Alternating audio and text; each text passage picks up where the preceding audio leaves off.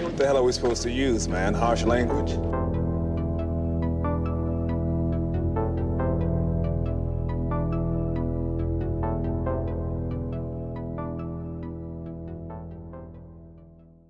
Hello, Internet. Welcome back to the Harsh Language Podcast. Dan, Dusty, and Marvin back again.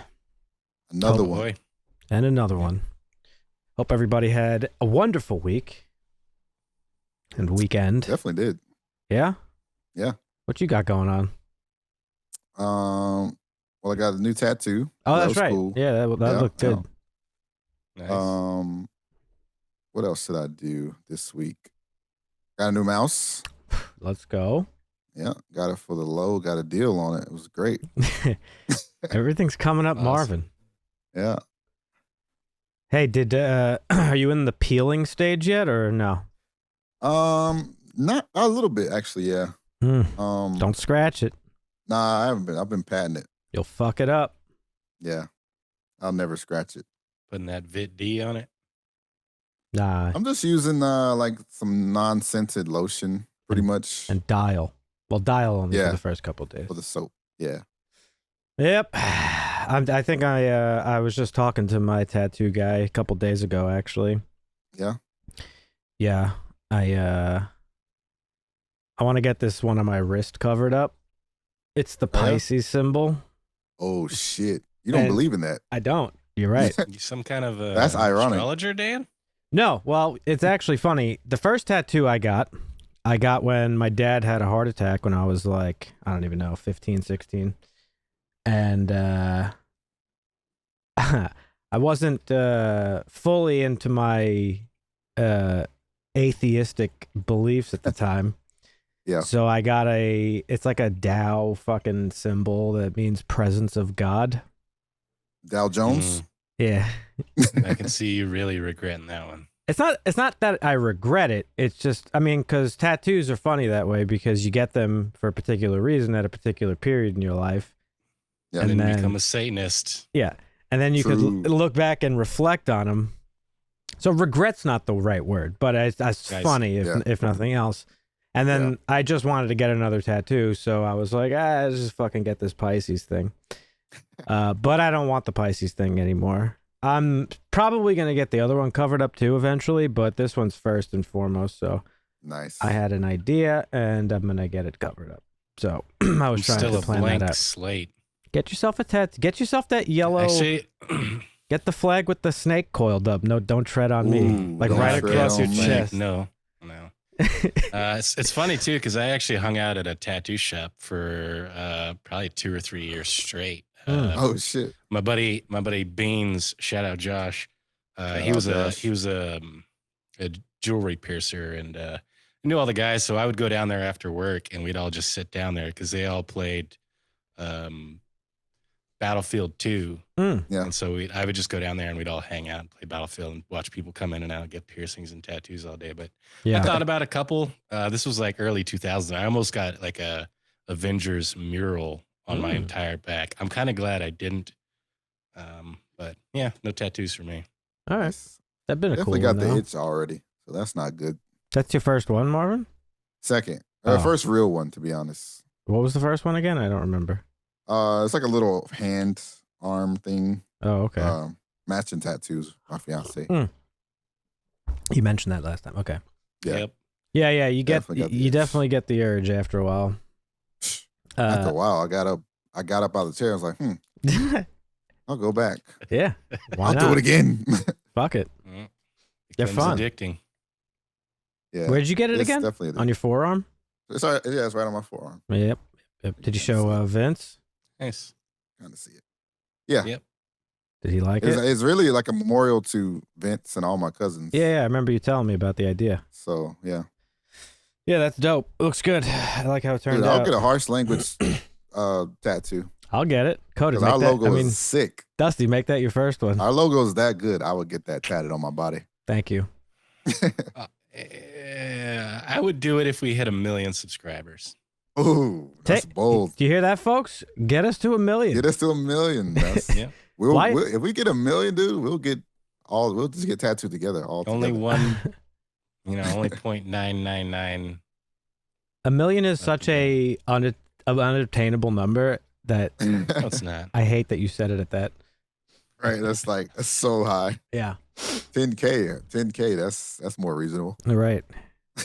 Well, that's cool. Good What's for you. the first YouTube button they send out? 1,000? I think it's 100K. 100K, yeah. 100K. I think silver is like 100K. right? Probably, yeah. Silver plat. That sounds about right. I might be wrong though. It might be 10K. I don't know. We'll get there someday. Yeah. We'll circle back around. Yeah, we'll come And back if we to this don't, conversation. We'll still have fun in the process. Yep. That's right. That's right. So, what did you do this weekend, Dusty? This week? I actually didn't do a whole lot this weekend. I watched the new, oh my gosh, DC animated show. Which one? It was about Supergirl. Oh, Actually pretty good. And then I went down this entire rabbit hole of watching like a whole bunch of DC movies this week and this weekend. did you take my recommendation and start Superman and Lois? No, I haven't started that yet. Legion of Superheroes is what it's about. Which is, it's interesting because Kara, like she comes to Earth and she's kind of out of place because, you know, humans are primitive to Krypton and whatever. And so like Superman sends her to the 31st century where there's the Legion of Superheroes and she's training with him and it's more in place with her technology and stuff. Right. And she kind of has this love relationship with Brainiac number 5, I think. It's weird, but it's good. It was worth a watch, but I like the DC animated stuff. So, Bro, let me tell you something. I said this last time, but now I'm deeper into season 1. I got like a couple episodes left, but Superman and Lois is so fucking good. I'm not going to watch any other CW thing, but I'm glad I at least gave this a chance because Nice. it's unbelievable. Yeah. Real quick, Marvin, bump yourself up just a tad. Bump it up. Yeah, just a little bit. A little more volume. bump. Give yourself a little key bump of volume. Let's see. Boost I'm at it. 5. Let's go 6. Let's go 7. Go 7. I'm 7 now. Oh, you're good now. Perfect. 7 it All is. Yeah, Superman and Lois is just, it's so fucking good. Yeah, you've been raving about it, so. Because, I mean, we're obviously going to get into a lot of it here later, but yeah, it's just so good. It's all I could say. I don't want to ruin anything. It's good. It's so good. It's just the perfect Superman thing. In fact, if this show just existed and there was never another Superman movie, I'd be happy because this is it. It's it's the perfect. Did you Superman watch thing. Lois and Clark? Absolutely not. No. No. I mean, I've seen episodes of it back when it was on TV, but I've never like watched it. But that's been my week, kinda. I've been watching Superman and Lois. Nice. I watched the newest episode of Mayor of Kingstown last night. That show is fucking unbelievable. Yeah. I got to start that. I just got to finish Luther first. I got 2 more episodes. All right, that's fair. And then it's done. Yeah. Our boy Skinny Pete is in this episode, Marvin. That's crazy. Yeah, he got fucking. Is it actually him as Skinny Pete? No, or is no. It... I mean, it might as well be, but no. Kind of, yeah. He's playing like a sort of like a construction worker, but they kind of hint at the fact that he was addicted at one point. I don't know if it was a nod at Breaking Bad. I doubt it, but it makes sense for his character when you eventually watch it. But yeah, he got old, dude. I don't know if they kind of like put it on for the show, but like he was a little bit older in like, I mean, they all were visibly older in El Camino. Right. And I guess Better Call Saul too, for that matter. But Skinny Pete wasn't in that, obviously. Right. I just mean like some of the cast members. He's got that salt and pepper hair. Yeah, he's got some salt and pepper going. He's looking a little wrinkly. Kind of wonder if he was like a meth head in real life. Right. He just looks like a meth head, poor guy. Like I feel bad for him. But that was cool.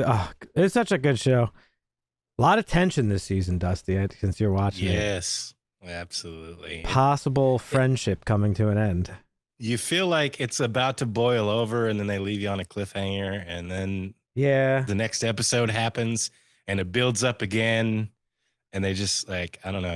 I think they're doing a really good job of the show. I'm enjoying it. Yeah, I like it better than Yellowstone. I'm gonna be honest. I actually had a coworker that enjoys Yellowstone a lot, and she said she couldn't really get into Mayor of Kingstown. She watched like the first episode or something. Did she say why? No.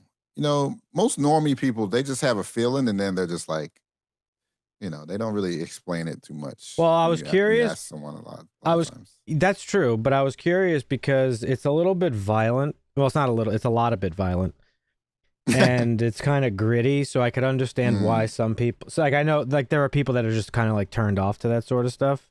Yeah. So I was wondering if that's why, but I wonder I don't think so. how much the next season is going to be delayed due to Jeremy Renner's injury, because that's a good point. I'd imagine he's going to have a lot of recovery to go through because he like crushed his chest and tore up his leg in the accident, and he's still in the hospital, I think. So I don't. Right. He got a long way. He's got a long ways to go. So he probably would have already. He's going to have a full recovery. Who knows? They probably would have already started filming by now, right? You think, or is there Probably. more of a wait between? No, they'll. If they were started filming again, it would be in the spring. We've talked about it. A lot of they don't record in the winter a whole lot, Right? Just because it's not fun. I mean, it's way too expensive, is what it is. Problematic. Yeah. But generally, by the time you finish a season on TV is when they start shooting for the next season. Oh, generally, okay. Yeah. With a lot of network things. But yeah, watch that. We're recording this on Sunday, the 5th, February 5th. So we got Last of Us episode 4 tonight, baby. Yes, sir. Yeah. What did everybody think of episode 3? My, has it been a loud week for The Last of Us?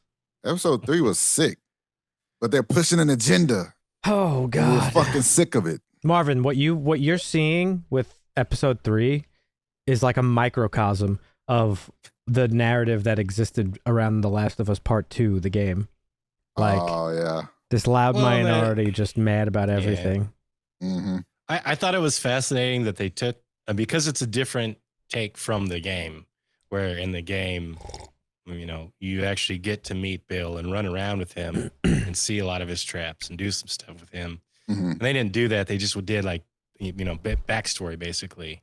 Yeah. But a lot of the stuff between Bill and Frank is alluded to in the game, But barely. But you don't ever act. Yeah, barely. They Ed, shout out. He wasn't the biggest fan, not because of like the gay stuff, but because he didn't like that they changed the outcome, which I guess now I could explain to you, Marvin, because yes. Okay. So in the game, you go to Bill to get a battery to try to try to drive Ellie to wherever you're going. Mm-hmm. And Bill is like out of his mind. Like he's like a doomsday prepper. He looks like Dusty. Yeah. He's fucking he's locked himself in his town and he's got traps everywhere. But he's barely a character. He only serves as like a gameplay mechanic in a sense. It's just another level, so to speak. It's a new area and a new character to interact with. It's just a new area to explore and do stuff. And like, so I don't understand what people want from the show. Like, first of all, it's an adaptation. Okay. Mm-hmm. So you should never expect, while we've gotten it for the first 2 episodes, a scene for scene recreation. Right. One should never go into an adaptation expecting that, or even wanting it, I would argue, because that's boring. You don't want a 1-to-1 adaptation. Right. Exactly. If I wanted a perfect 1-to-1, I'd just play the game again. Yeah. Which, I mean, you could argue there's some other problems, like Bill running out in the street. He has all those booby traps and shit, and he's using, I think, a shotgun to shoot at him. Like, no, it was a rifle. If he's like, because I had a scope on it. Yeah, but he ran out in the middle of the street and like opened himself up to. But dangers. I just don't understand what people want. It's like, what do you want to see? Like Joel and Ellie like walking around like looting for fucking an hour and a half episode, and then like talking every 5 minutes. Like what? Yeah. Like I don't get it. So anyway, in the game, Marvin, like Bill he's just a recluse, like doomsday prepper guy, and he's alone. And through exploration and like a little bit of dialogue, basically Bill says to Joel, like, essentially his message is don't grow attached to anybody in this world because it'll cause you pain in the long run and suffering. And then after opening up a little bit more, he talks about his partner, Frank. But they never explicitly tell you that they were romantic partners. You assume as much. And at one point in the game, you're exploring with Bill and you find Frank's body. He hung himself in like one of the houses in the town. And he has a bite mark on him. So he got bit and hung himself. Right. After a little bit more exploring, separate from Bill, Ellie finds a letter and hands it to Joel, and it's from Frank addressed to Bill that says, "This was better than spending one more second with you." Yeah. Because Frank grew to hate Bill because of his controlling ways. Tried to leave, got bit, and then hung himself. Wow. And it's very depressing and heartbreaking, right? And that's why Bill is bitter, because Frank left him. Yeah. Okay. So for this was a more heartfelt version of it. Not only was it heartfelt, the message was the same, because first of all, it just fleshes out Bill's story and Frank's story and makes him a human, not just an NPC. That's the first thing. But by the end of the episode, it's like the light bulb. It serves as the light bulb that goes off in Joel's head, where he's like, oh shit, like I don't have to be a hard and cold piece of shit despite losing my daughter and, Tess and all these other people that I know or I have known. And you can see at the end when he puts the seatbelt on Ellie, like that's the first warm thing he did towards her so far this season. True. So just that message she had no of idea like what a seatbelt was. Dude, when she said, I won't say why, Marvin, but when she said it's like a rocket ship, I fucking like broke down. Oh my God. But like I thought they did a great job with it. Like it showed that despite everything going on in the world, because let's not remember, I described this when we talked about the first episode, and I've said it several times, but there's plot and there's story. The plot of The Last of Us is zombie apocalypse. The story is about love between these two characters, and this was on par with the story. It's about how two people could love each other, have a nurturing and successful life together, even though they're in the apocalypse. And I thought it was beautiful. I thought they did a beautiful job of it. Ed wasn't too happy about the ending, but he said he did, he liked the whole episode. I didn't mind that they changed the ending, because in the game, it's like one of 4 like super depressing things that happen throughout the course of the game. And they just constantly beat you over the head with that. Yeah. It's okay that they didn't do that. Like we're going to get plenty of like heartbreaking shit probably soon. Yeah. If I remember. And it still wasn't like super happy of an ending. Like it was, I don't think it was like a super happy ending. It was still pretty like, I don't know. I mean, still pretty like traumatic, it seems. It was tragic in the way that just death is in real life. Any death is generally tragedy is not the right word. It's sad when somebody dies, right? Yeah. But it's not tragic because they lived a long life together. Yes. They were old men. True. He got cancer and whatever. Yeah. Bill was like, yeah, I'm old. Like I did what I wanted to do. And that was to be with you. And that was that. So it wasn't really tragic. It was sad the way they had ended up going out because, who knows, whatever. But it was sad that they become separated is what it is. Right. Yeah. So, because in death in real life, like that's what's sad about death. It's not the fact, if somebody's life gets cut short, if they die young, okay, that's tragic. But just death in general is sad, not because the person's like lost their life, especially at old age, it's expected. It's just sad because they're no longer around, right? Yeah. Exactly. So that's the thing. Yeah. But yeah, no, I really liked it. I continue to be enjoying the show. I'm excited to watch tonight's episode when we're done recording here. So. Yep. Same. Did you cry, Marvin? No, it was definitely sad though. Okay, you're a piece of shit. I didn't cry either, Marvin. Well, I know. I figured that. I cried. Yeah. Anyone surprised? Shocker. No. Dan cried. Yep. So, Big week this week in the news, Dusty. Oh yeah. Yeah. Let's talk about it. We're a week late on it because James Gunn said he was going to do his shit in January, and he didn't specify the very last day of the month. So people were like mad about it. But yeah, What aren't people we've got mad some at? news. Right. I know. But we're gonna end with WB. So let's Pulling them transitions again. I see what you're doing. with the etc. column. A writer strike coming up? Question mark. Ooh. Who knows? Maybe every 3 years, writers and producers go into contract negotiations, and there's talk there may be a strike. We've had strikes in the past. How is it going to affect your movies and shows coming up? Who knows? If your show's not doing too well, it's a great time for companies to sweep them under the rug and say, we're just canceling this shit.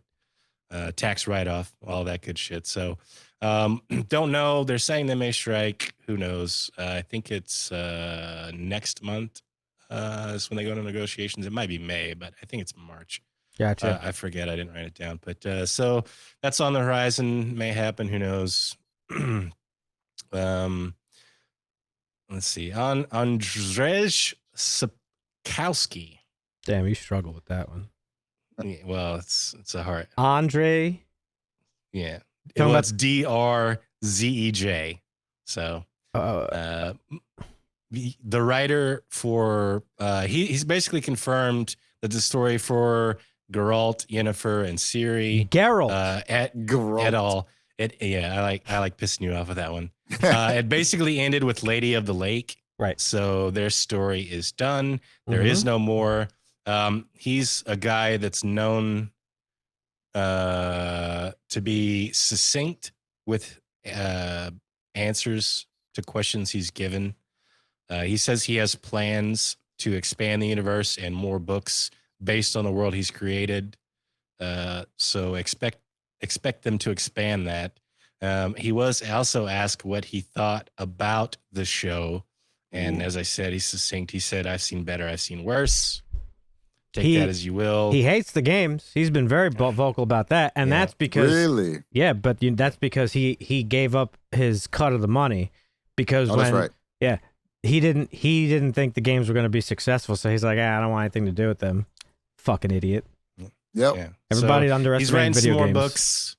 Whether or not they use that to expand, I don't know. There's rumors that The Witcher after Cavill may not last very long, so maybe they'll just end that storyline and expand once he releases his books. But who knows? That show's Who dead knows in what's the going to water. happen with that? Yeah. Avatar continues to move up the all-time list, just past Cameron's own movie, The Titanic.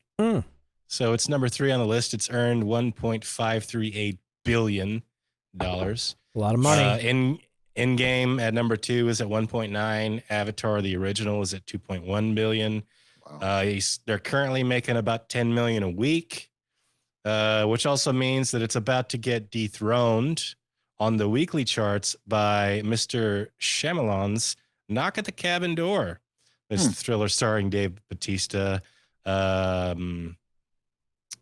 think that one is supposed to make about 15 to 20 million this week. It had pretty good numbers on a Friday and a Thursday pre-screening. So What's it dethroning?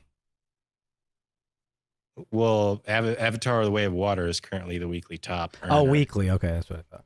And M. Night Shyamalan's movie should surpass that. Is that a movie as that an like opening. people are hyped for? Because I'm gonna be honest, I'm just now hearing about it. Since you Knock at mentioning the it. Door? Yeah. Absolutely. It looks great. This is a Dave Bautista thriller. He shows up at a cabin and he gives the people inside a choice. I think it's It's called you can hang on. I'm knock sorry. at the door. No. At the cabin. Knock at the cabin. Yeah. Okay. Sorry. Still never heard of it. Yeah, Knock at the Cabin. So basically, Dave Bautista shows up with this crew of people, and he presents this problem of you can save the entire human race, but you have to kill, one of these kids that you're with here. And so it's like a psychological thriller of kill your own kid to save the rest of humanity, or let everybody perish. What do you do? I don't know, but given M. Night Shyamalan's ability to not have great twists, we'll see where it goes. I think he has great twists.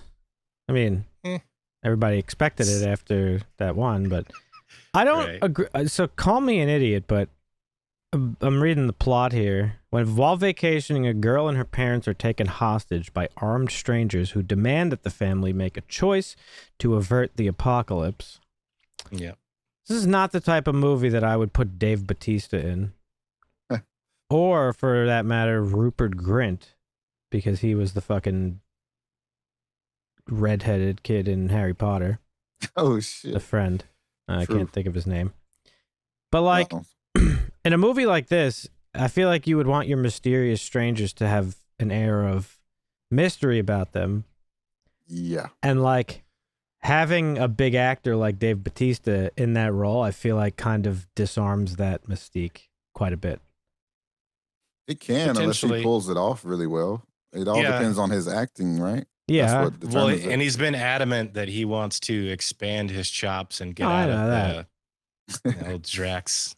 I mean, he's a great actor. I've liked him in everything I saw. It's not about him specifically. It's about the character and any famous person in the role. You know, I know what you mean. You're going to talk about it in your news, but okay, I won't get into it, but just briefly, with this James Gunn Superman movie that's coming out, everybody's asking, okay, well, with Cavill not around, who's going to be playing Superman? Who's going to be playing Superman? I'm like dead set adamant on like, do not cast somebody who's a star. Cast a nobody. Because when they tried that with Bryan Singer's, but it worked. And he was a pretty decent Superman. Christopher Reeves was an unknown. It's not just Brandon really didn't go on to do anything else. They don't have to. They don't have to. Stature. I just think that for that particular role, getting a star is... Oh, I think a name is better too. And there's rumors about they're already casting. The star carries their previous... It would have been like Nicolas Cage playing Superman. You can't visualize it because it's Nicolas Cage. It's not Superman. When you look, you want to just see Superman. You don't want to see... Okay, Dan. The actor. We'll get there. I know. Okay, go ahead. Back to Dave. He's given up on being Bane. He's realized he's too old for that. He wanted it, but he's still holding out hope that Netflix will give him a call to play Marcus Phoenix in the upcoming live-action Gears of War adaptation. Phoenix! Oh, shit. Yeah. Phoenix. Well, I've never played Gears of War, so I definitely really see him as a Gears of War guy. Wait, he's already Xbox buff. guy. Is he playing Marcus Phoenix, or does he? No, he wants Netflix to call him to give him the role. Like he's like, this is one of my dream roles, and a lot of people are like, he's built for that role. So, and a lot of people want him to play Bane too, but he's kind of like, yeah, I'm probably too old for Bane. That wouldn't work, and so he's given up on that. But yeah, so that's what's going on with old Dave. Okay. Nice. Sony finally realized that they may have made a mistake. They bumped 65, the Raimi dinosaur sci-fi horror movie. They bumped it up 1 week to March. It was originally slated to premiere alongside Shazam! Fury of the Gods, and they kind of decided that's probably not a good idea. Let's release it a week earlier. So that got bumped up to March 10th. Nice. And so we'll get to see that one a little bit earlier. Is that going to theaters? Yeah. Pretty much everything now is going to be straight to theaters unless it's coming out on Netflix or Amazon Prime.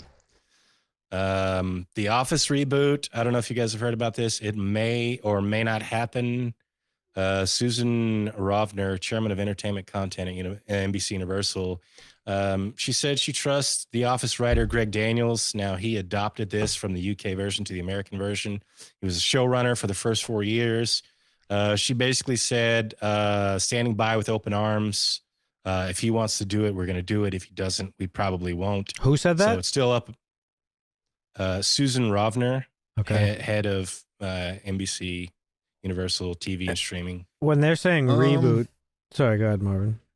I was going to say, if they do a reboot, they just, I mean, a lot of those actors were like pretty unknown, right? So I can see it being successful, I think. Well, I was just going to ask, saying reboot, are they just bringing in new cast, new characters? Probably, yeah. And there's no way John Krasinski is coming back. Yeah, I don't think what's his name would come back, Steve Carell either. I was just curious, are they doing like a get together thing?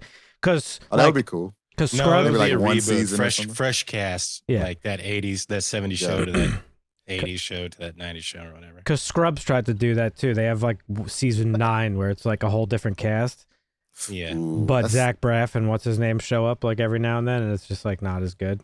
Yeah, I can see that one not being as successful, but I think The Office could make it work because those guys were like pretty unknown when we first started watching The Office. So It's just that the problem becomes the show is so good, and then like it's never gonna live up to that.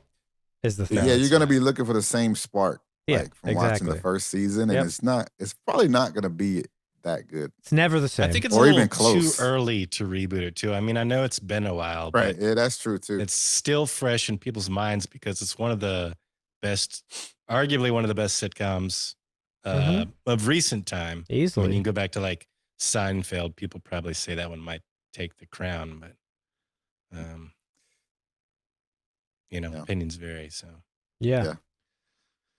but that's pretty much all the other news. We're gonna bump it up to Disney. Seth Rogen took a shot at the MCU this week. He said those movies are made for kids. Weird. He's not a fan. Yeah. Ironically, he wrote and starred in Hilarious. The Green Hornet. Yeah, definitely not a kids movie, The Green Hornet, but it was good. Yeah. I like that movie. That movie got shit he's- on. Yeah, he's more a fan of the Amazon Prime shows. What's the Invincible. Yeah, and then there was another one. I think I can't remember it, but The Boys. He's like those are more adult oriented. But I think it's kind of funny coming from Seth Rogen because he's made some of the most juvenile Yeah, I was just gonna adult say. films of our time. They're funny and great, but they're juvenile as fuck. Like that's Yeah. the brand So of juvenile. that's like the brand fart of humor. jokes. Yeah, that's the I brand of love- humor it is. I love Seth Rogen, but he should stick to selling his bullshit as Weed. smoke tables or whatever the fuck. Smoke tables. Smoke trays and shit. Yeah, Dude, these pimping his overpriced ashtray smoke collection. trays and Yeah. bullshit. Yeah. I like Seth Rogen a lot. I like his movies. I think he's hilarious. I think he's a great writer. But again, just shut the fuck up. I don't understand Yeah. why, like, once every few months, like, some person has to just come out and be like, oh, fuck the Marvel movies. Why? Because they're popular and your movie's not? Sorry.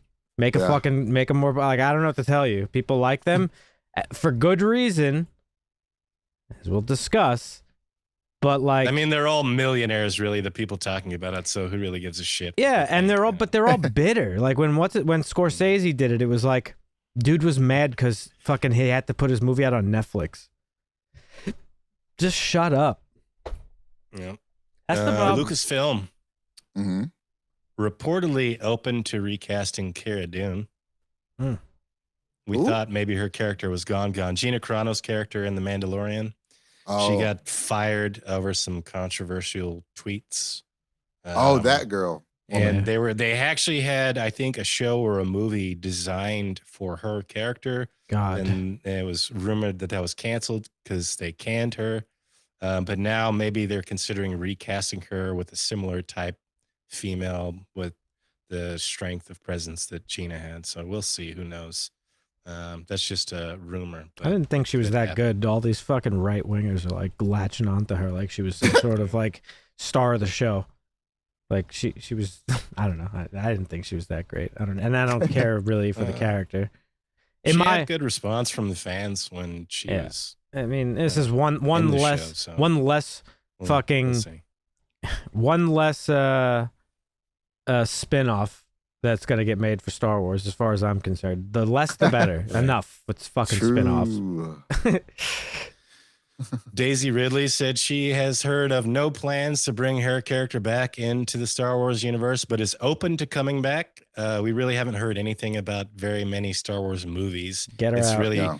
the last trilogy was very divisive amongst the fans. And so Mhm. Disney just kind of Lucasfilm focused on the shows, which have actually done kind of well. We had, Mandalorian and all the other shows that came out. So we'll see what happens there. But Liam Neeson said he's out as Qui-Gon Jinn, which makes sense given his age. The man is 70, I think, and he played Qui-Gon Jinn in the movies, 20 years ago. So he was 50. Mm-hmm. So it wouldn't even make sense for him because he's dead to come back because he's, 75-year-old dude.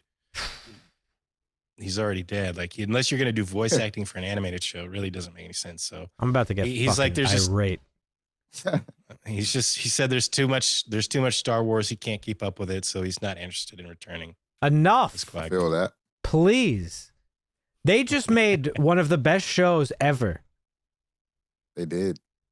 Just keep doing that.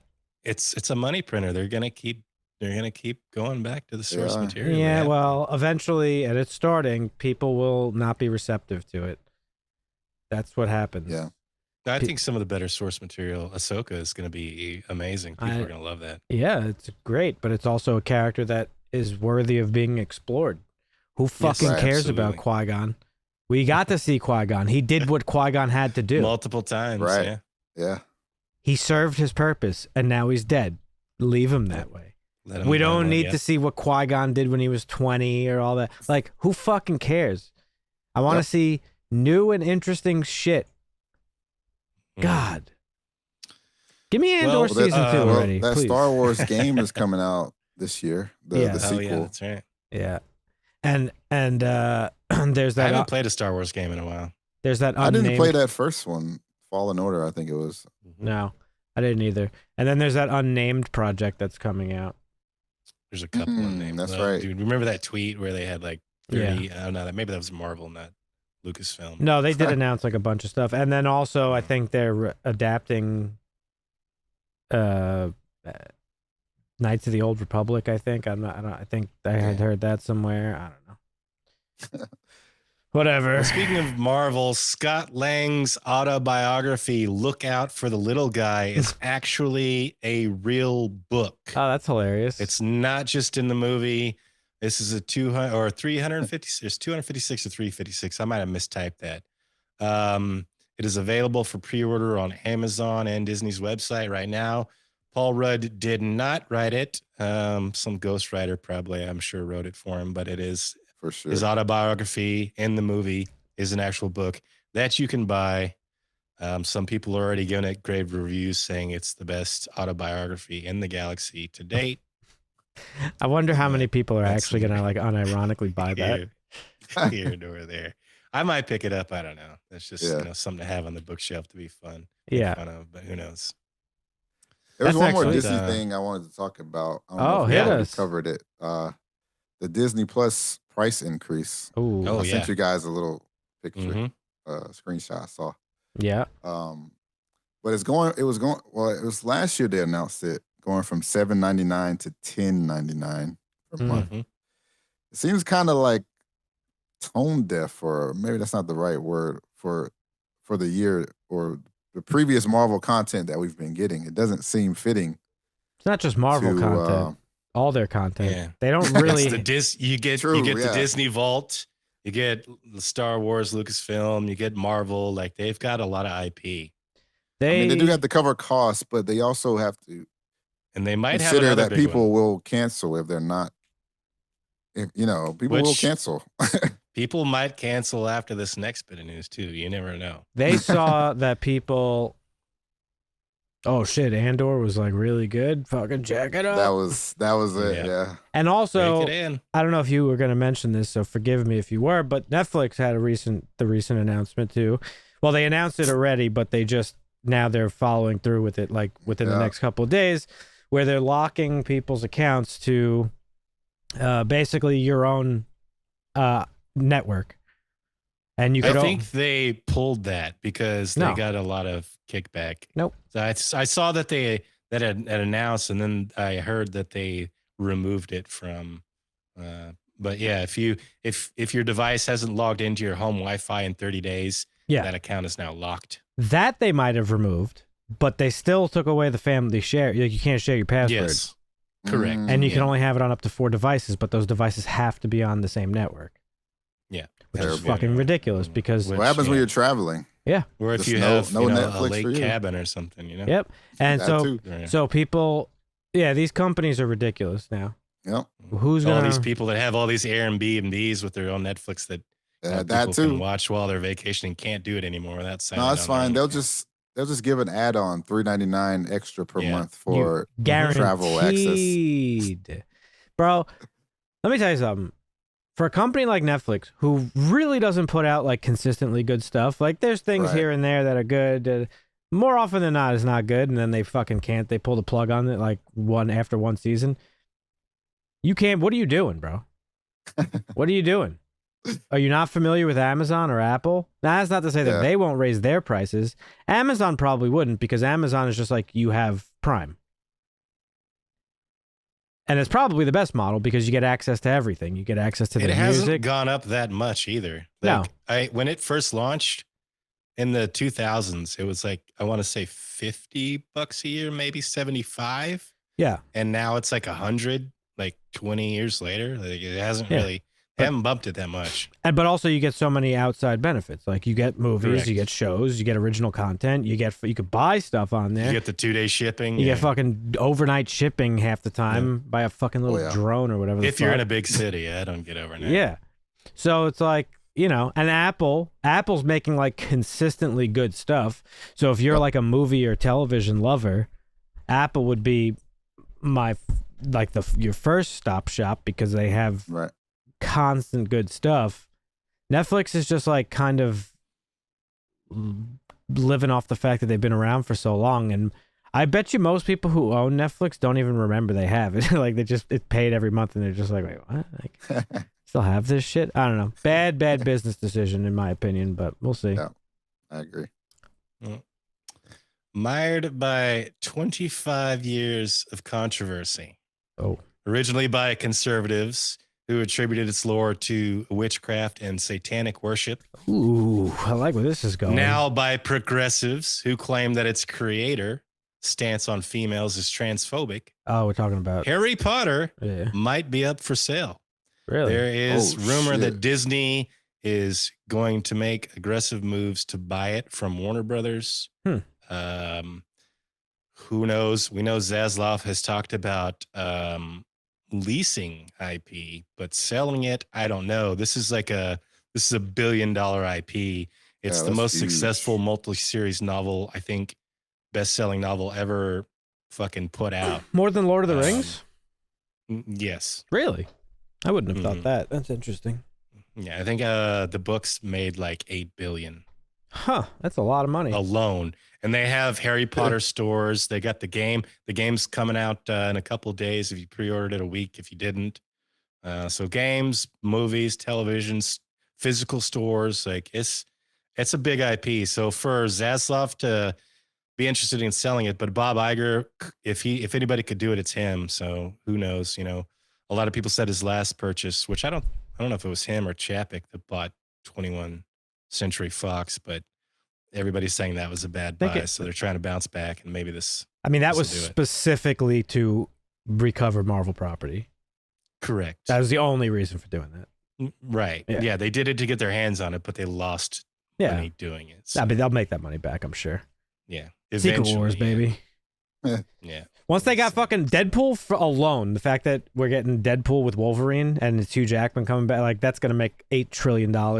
And then, Secret Wars, hey folks, everybody who's ever played a superhero is going to be in this movie.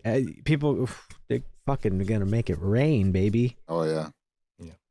I just thought it was funny that the Harry Potter has been so controversially accepted. Yeah.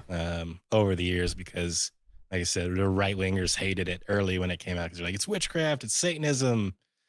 And then, it made all this money. And then the progressives are like, oh my God, she's transphobic. You can't give her any money. J.K. Rowling's a terrible person. I don't know if it's necessarily progressives per se, more so just like Zoomers, I would think. Yeah, probably. I don't know. Which, I mean, Zoomers lean mostly progressive. I just feel like it's a Zoomer thing to just like call out everybody. Yeah. Which is fine. But some people deserve it. That's pretty much it for Disney. So let's get to where we're going. Warner Brothers. Take me there, baby. We're not going to jump there initially. This one's from Marvin. House of the Dragon season 2 begin filming next month. Didn't it get canceled? Nice. I just read it got canceled. House of No. the Dragon season 2. No, it begins filming next month. Nice. What got That's good. canceled? A I lot don't know. of That's a good stuff. question. It's not House of the Dragon season 2. That was I think one of the most streamed shows last year. I want to say it did really well. So The fuck did I they're not just see? they're not going anywhere with that. That's an IP that Zaslav's Oh. going to hang on to. Here it is, right here. Every Game of Thrones prequel canceled by HBO. No. Oh, okay. Well, With the that's not House of the Dragons. Yeah, with the success of HBO's recent expansion of the World of Ice and Fire with House of the Dragon, several more stories from Westeros have since been ordered for our viewing pleasure. However, not all of them have been greenlit, and some may be facing the chopping block. Okay, Sure. I I makes think that's sense. expected. I Some read of the them, yeah. headline and I assumed House of the Dragon. Yeah, and that's something I think that will. Somebody talked about it. I think. Oh, it's James Gunn. James Gunn actually talked about that because Saffron and Gunn have ruffled some feathers of WB executives because they were kind of talking trash about the way that some of the movies were made. James Gunn specifically said, "We're not going to pick up a project that's only 2/3 through the screenplay and then have to like come in at the end and fix it or finish it or anything. Like, we want products that we can fucking put to movie because Saffron and Gunn are movie makers. They're not corporate yes men. And not everybody got fired after Zaslav came in and cleaned house.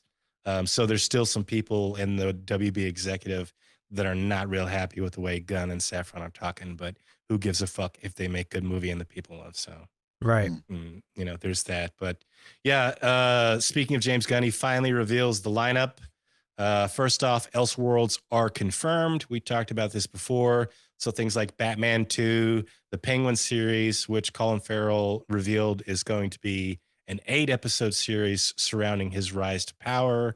Yeah. gonna be Which fire. I'm kind of excited for because Lauren LaFranc is the showrunner for the Penguin, and she did Agents of S.H.I.E.L.D.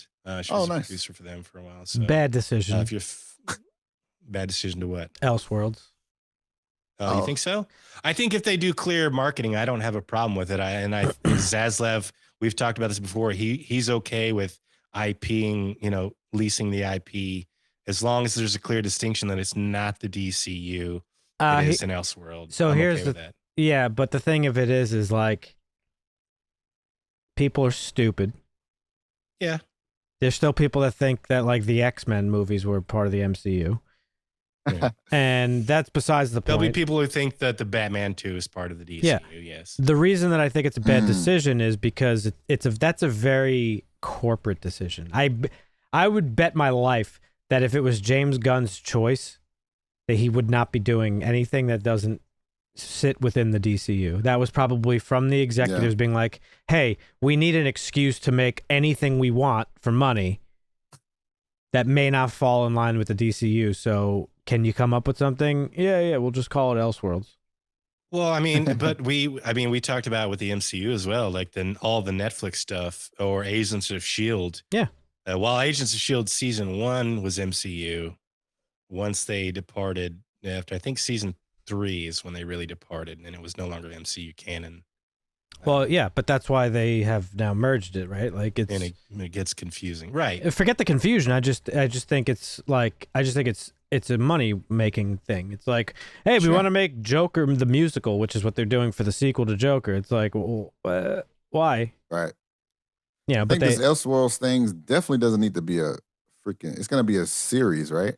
No. It's just anything that doesn't fall into the DCU is considered an Elseworlds thing.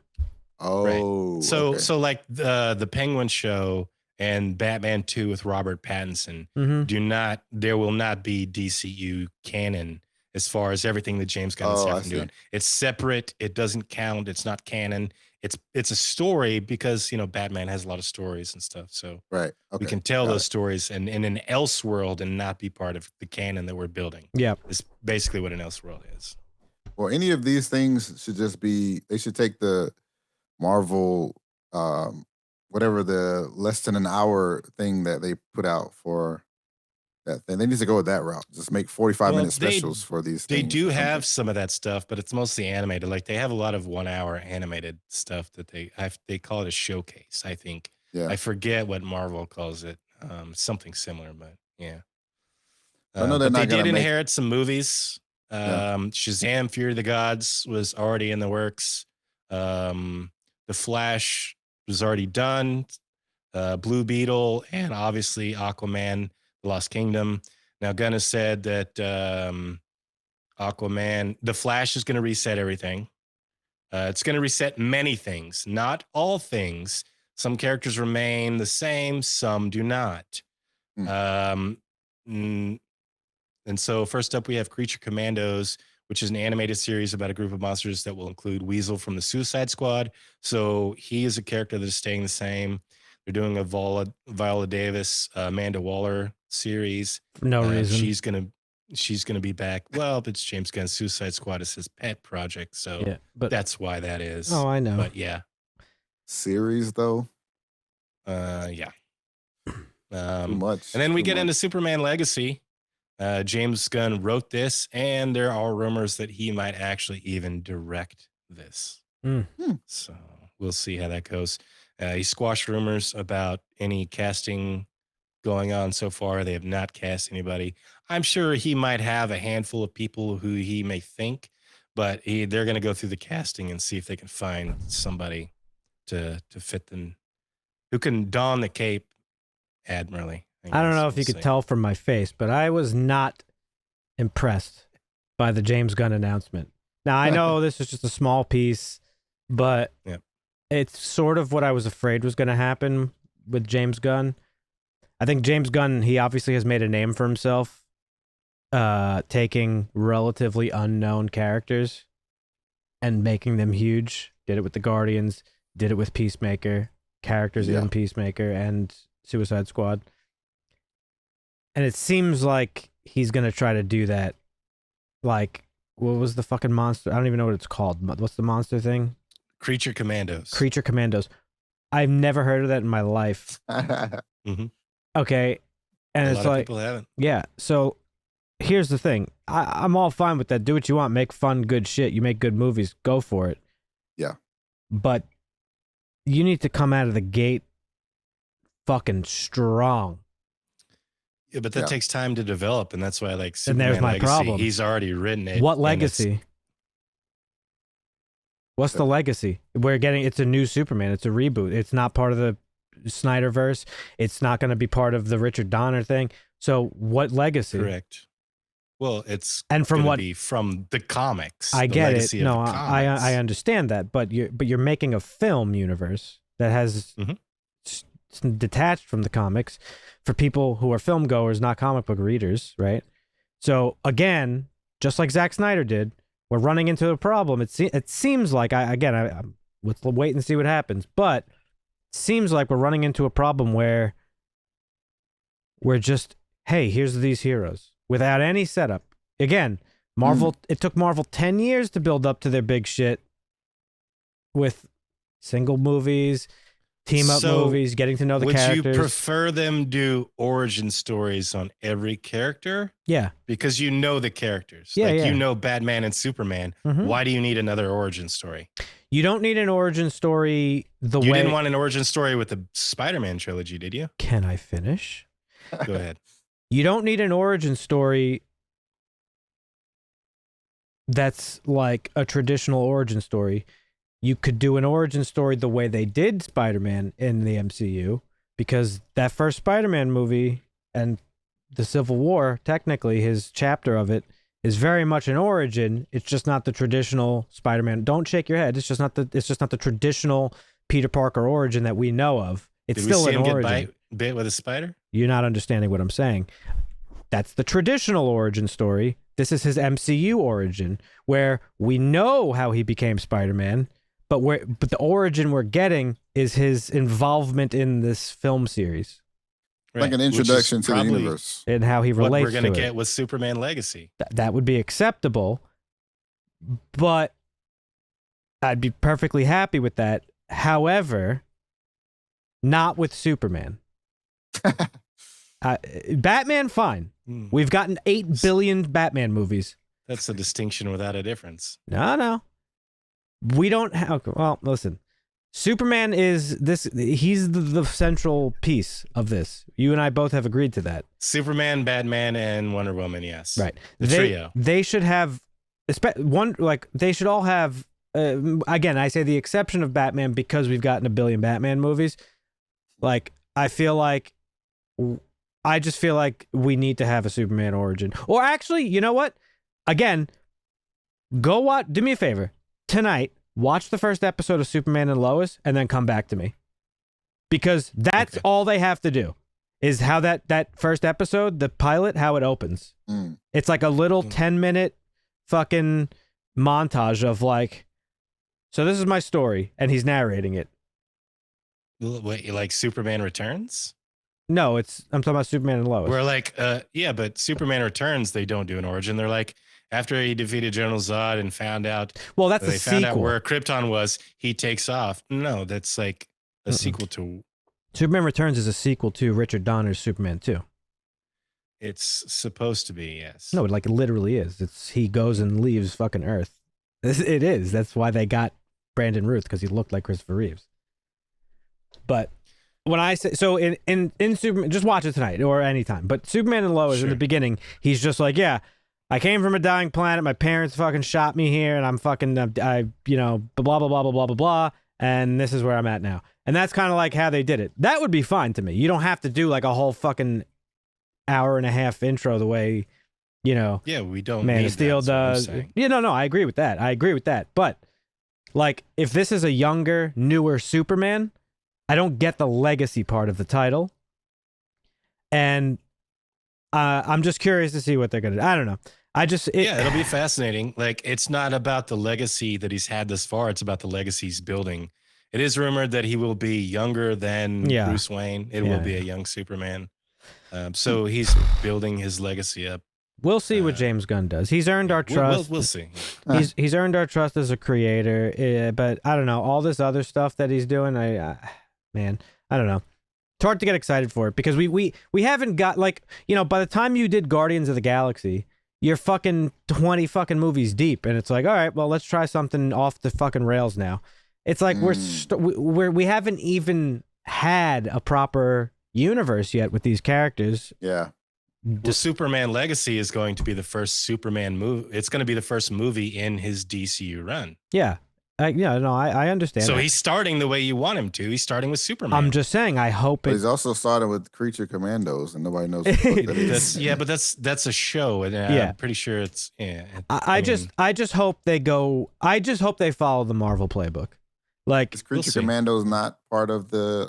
No, it is. Universe? It is. It is, but it's a show. It's not a show. movie. Yeah, it's not like Superman will be the first movie that James Gunn and Peter Safran do for the DCU. Yeah, that's like the first. It's going to be Superman. DCU, and I don't know if it went through reshoots or what, but it seems pretty clear that you said like the Flash is going to reset everything. So and then the Aquaman: The Lost Kingdom is going to set up a little bit because it will take place. Yeah. And he also dismissed rumors that no character will play multiple parts. So he dispelled the rumors that, what's his name? Momoa is going to play Lobo and Aquaman. He can only play one or the other. Right. So probably Aquaman would be my bet if he's saying that it ties in. They also announced Lanterns, HBO Max live action show. Greg Berlanti was working on a Green Lantern. It seems they've shifted the direction of what he was doing. I don't know how much he's going to be involved, but this is around Hal Jordan and Jon Stewart, the two protagonists. It's going to be a true detective style story that is supposed to really tie in the overall narrative of what James Gunn and Safran want to do in the DC universe. So we'll have that to look forward to. He also announced The Authority, which I believe is it's like a progression of Stormwatch. Stormwatch is like their Avengers, like back in the day. Yeah. And one of the characters started a secret group with some of the new characters, and that became The Authority. There's a bunch of cool characters in there. I linked you guys, I think, a short that kind of explained all the characters in that. So it looks kind of interesting. It's going to be a movie. We'll see. Who knows? He also announced Paradise Lost, which is Wonder Woman 3, basically without Gal Gadot. Thank God. or Diana at all, because this is a prequel that's supposedly, it's like in a Game of Thrones style prequel. It takes place a couple centuries before Diana was even born. Yeah. So we've got that coming in the pipe. And then finally, first time since I think 1997, we're going to get Robin in the big screen, which is arguably one of the worst DC films ever made. Batman and Robin? That's Marvin's favorite. Whoa, what the hell is going on? It's not. Well, go look at the IMDb ratings. Nah, you can't. People didn't like it. And maybe it was the Val Kilmer nipples. I don't know. No, that was, you're thinking, no, well, Val Kilmer, that was Batman Forever. Batman and Robin was, what's his name? Was it Poison Keaton? Ivy? No. That was George Clooney. George Clooney. Oh, Clooney. Yeah, it was Clooney. That's right. The worst Batman, by far. So many Batmans. What? Yeah. But it's called The Brave and the Bold, and it's Damian Wayne, Bruce's son. It's not Dick Grayson. So if you're a purist, it's not the original Robin. Real quick, again, got another problem with this, because how are you getting into like Batman's secret family without getting into anything? Like, there's what they did with Spider-Man, and then there's what this seems like, which is like you're assuming too much about the audience and what they know. You know what I mean? Like, Spider-Man was just perfect. It's like, we all know he was bit by a spider and Uncle Ben died and said, with great power comes great responsibility. We all know that. Everybody knows that. So here he is. This is like deep cut shit that I don't even know about. It's like, how are they going to go out the gate with this? It's weird. Well, this is not an old story. I don't think Damian Wayne, that story is not that old. We'd have to ask Ed. I think he'd probably know more, but I mean, he has a son with Talia al Ghul. Yeah. Obviously, Ra's al Ghul, most people are familiar with. If you're a Batman fan, even Talia probably, you know. But there's Marvin's also like, rumors. Who the fuck? Can't even spell this shit. Everybody, I would imagine outside of comic books, most people know Ra's al Ghul because of the Nolan trilogy. The Nolan trilogy, yes. Ra's al Ghul. Yeah, was the guy that he fought. Did you see Affleck to direct this one? No, maybe question mark.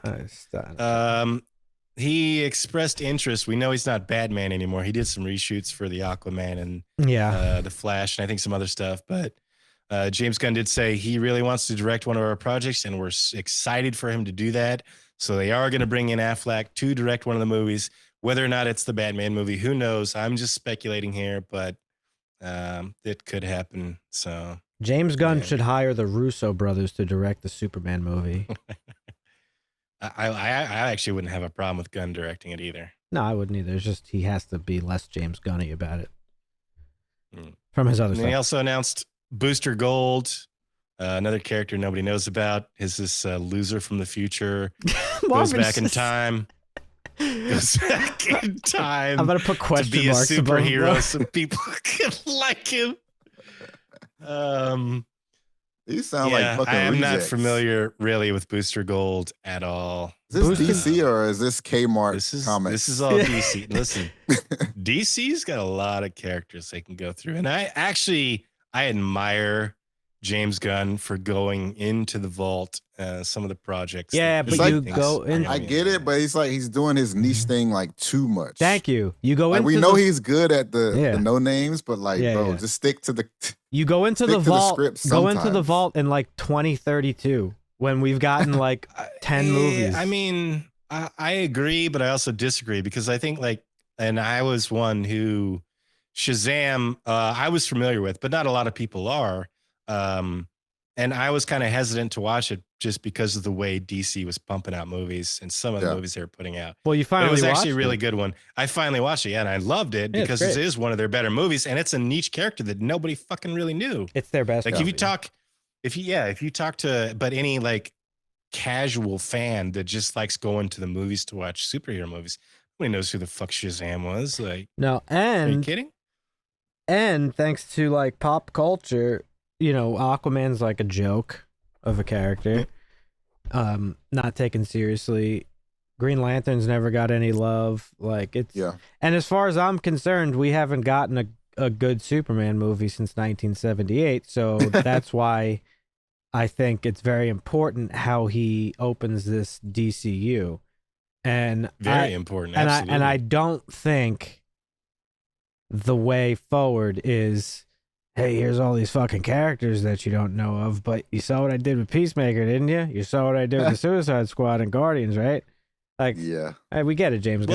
Well, we're getting Superman, I know, Batman, I know. Wonder Woman, Listen. and then the next one up, something we haven't seen since 1985, Supergirl in a fucking movie, Supergirl World of Tomorrow. Yeah. Based on Tom King's run that was released last year. I have not read this run yet. I may go back and read it just to see what it's about. Listen, that'll be interesting. I am open-minded. We'll see what happens. Yeah. The show was decent, I think, for the first season, and then it kind of got. Never watched it. Yeah, things about it. It was all right. Could have been better. Could have been worse. And then my favorite, my most anticipated, Swamp Thing. Oh yeah. That I'm excited for. Yeah, that looks good. And he said this is going to be tonally different than everything else. So I'm hoping we're really going to get like a dark, horrific Swamp Thing. That Swamp Thing. I didn't watch the show. The show was so good, and then they fucking the show was canceled great. it.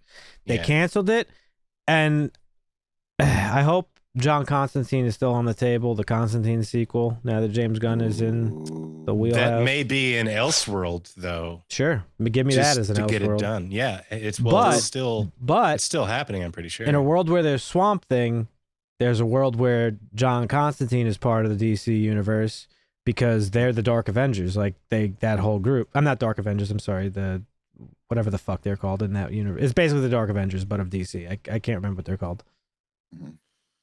I can't think of it. Dark Justice League or something like that. No. Maybe Justice League Dark. There it is. Yeah. Yeah. I got there in the end. So, I don't know. I'm excited for that one. James Mangold in talks to direct this one is the latest news we have from that. Eric Wallace, the Flash showrunner, has also showed an interest in writing this. He says, I am not only a Swamp Thing fanatic, but I know a thing or two about characters and writing. Please give me the job. So we'll see. He's got a lot of people that want to be attached to this, that love comics, that want to do better than what has been done in the past. So. Did you see the little thing he retweeted or Instagrammed or something like that? I noticed it the other day. It didn't really make waves, but it did in my own head. So someone posted a cover of a book series called DC New Frontier saying, after James Gunn's announcement, something tells me it's a good time to revisit this. And James Gunn reposted it. Just reposted it, didn't say anything. And I looked into it a little because I wasn't familiar with it. So New Frontier was a series that basically bridged the gap between the golden age of DC and the silver age. So basically older heroes and newer heroes. And there's more to it than that, but that's basically the gist of it. So I thought that was interesting that he reposted that. I did not see that, but that would make sense with the Legacy title, Superman Legacy, if we jump right into a world that has already been introduced to Superman for a long time. That's another way. Yeah. That's another way you could go with it, not doing the origin angle, is he's just he's been around. Everybody knows who he is. And here's your movie. Like, I'd be fine with that too, just for the record. Right. What else you got for us in the news? Anything else? So this is WB/CW related. CW is dismantling its current programming department. They just let go of a couple of executive VPs. They are shifting away from scripted originals to low-cost reality programming. So when you stated earlier that you'll probably never watch a CW show again, I don't blame you, because it's probably going to be reality trash and not anything related to anything. Well, we knew they were doing that once they merged with Discovery. They said that was going to be the plan. Yeah, but they're going away from any scripted originals. They have not picked up any pilots. Of course, that could also be because the expected writer's strike that we potentially have coming up. Maybe. But also because, like we were talking about earlier, Superman and Lois allegedly cost them $5 million per episode Yeah. to make. Mm-hmm. It They shows. probably And realized reality that TV it's too show much. is cheap as fuck. What'd you say, They probably Marvin? realized that to keep up, it's just gonna be too much. Like to compete with the big guys that are making these crazy. I mean, listen, $5 million an shows, dude. episode. Phew, that's a lot.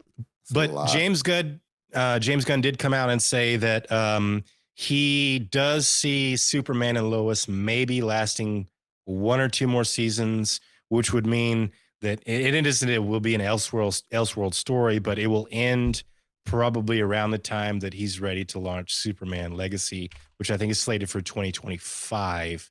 So if Superman and Lois gets 2 more seasons, it'll end about the time Legacy comes out, and DC will be in full swing of the new DCU. So we'll see how that goes. But Superman and Lois coming to an end, 1 or 2 more seasons. Sad. But we're getting Superman. See, what they could do is just continue the show, make Tyler Hoechlin Superman, and be done with it. He's that good as Superman? Yeah, he's pretty fucking good. I'm really going to have to watch it now. I just watched the first episode Damn. tonight. Watch it tonight and then report back to me. Telling you, you're going to get hooked. It's a great show. Yeah. Well, that's all the news that I have. Okay. Well, thank you, Nice. Dusty, for the news. And let's get into today's review, folks, this week's review.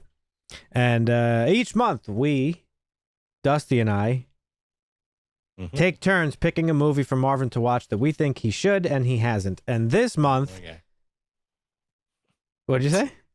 He was pointing at me. He was trying to point at me. I did the camera the wrong way there. This month, in honor of the James Gunn announcement that Dusty just told us about, I picked for Marvin the original, the one, the only Superman, the movie. Yeah. From 1978. Yep. So let's get into this shit, boys. So, Let's do it. how does a good man live? What is virtue? When does a man's obligation to those around him exceed his obligation to himself? Mm. And that's a question that Jor-El asks Clark in the TV version of this movie when he goes to the Fortress of Solitude. It's not in the actual cut of the movie. Okay. But that question is what's at the core of the character of Superman. Choosing to do good, not for self-interest, Marvin, or for self-preservation, but because you can. Yeah. Now, before the 1970s, the concept of a big-budget live-action superhero blockbuster, was non-existent. And all of that changed in 1978 when a film dared to tell the world, you'll believe a man could fly. And that's Richard Donner's Superman the movie. When that came out, it changed everything we know about comic book characters on screen. It's the first of its kind. It paved the way for everything we're getting now with the MCU, the DCU. I was going to make a joke about the Snyderverse, but I won't. And, this movie brought Superman to life in a way that fans of the comic books at the time and the creators both only could have dreamt of. And Right. Christopher Reeve's performance as Superman wasn't just good, but as I'm sure Dusty could agree with, probably the definitive version thus far. Yep. In order to Not only was he the best Superman, he's arguably the best Clark Kent as well. Yeah. Yeah. Because they're two different people and they're Mhm. portrayed differently since then. Yeah. Through all the different movies and films. Yep. In order to properly talk about this movie, I think it's important that we have to first talk about the character of Superman. So we'll do that a little bit before we actually dive into the movie. But Marvin, let me ask you a question.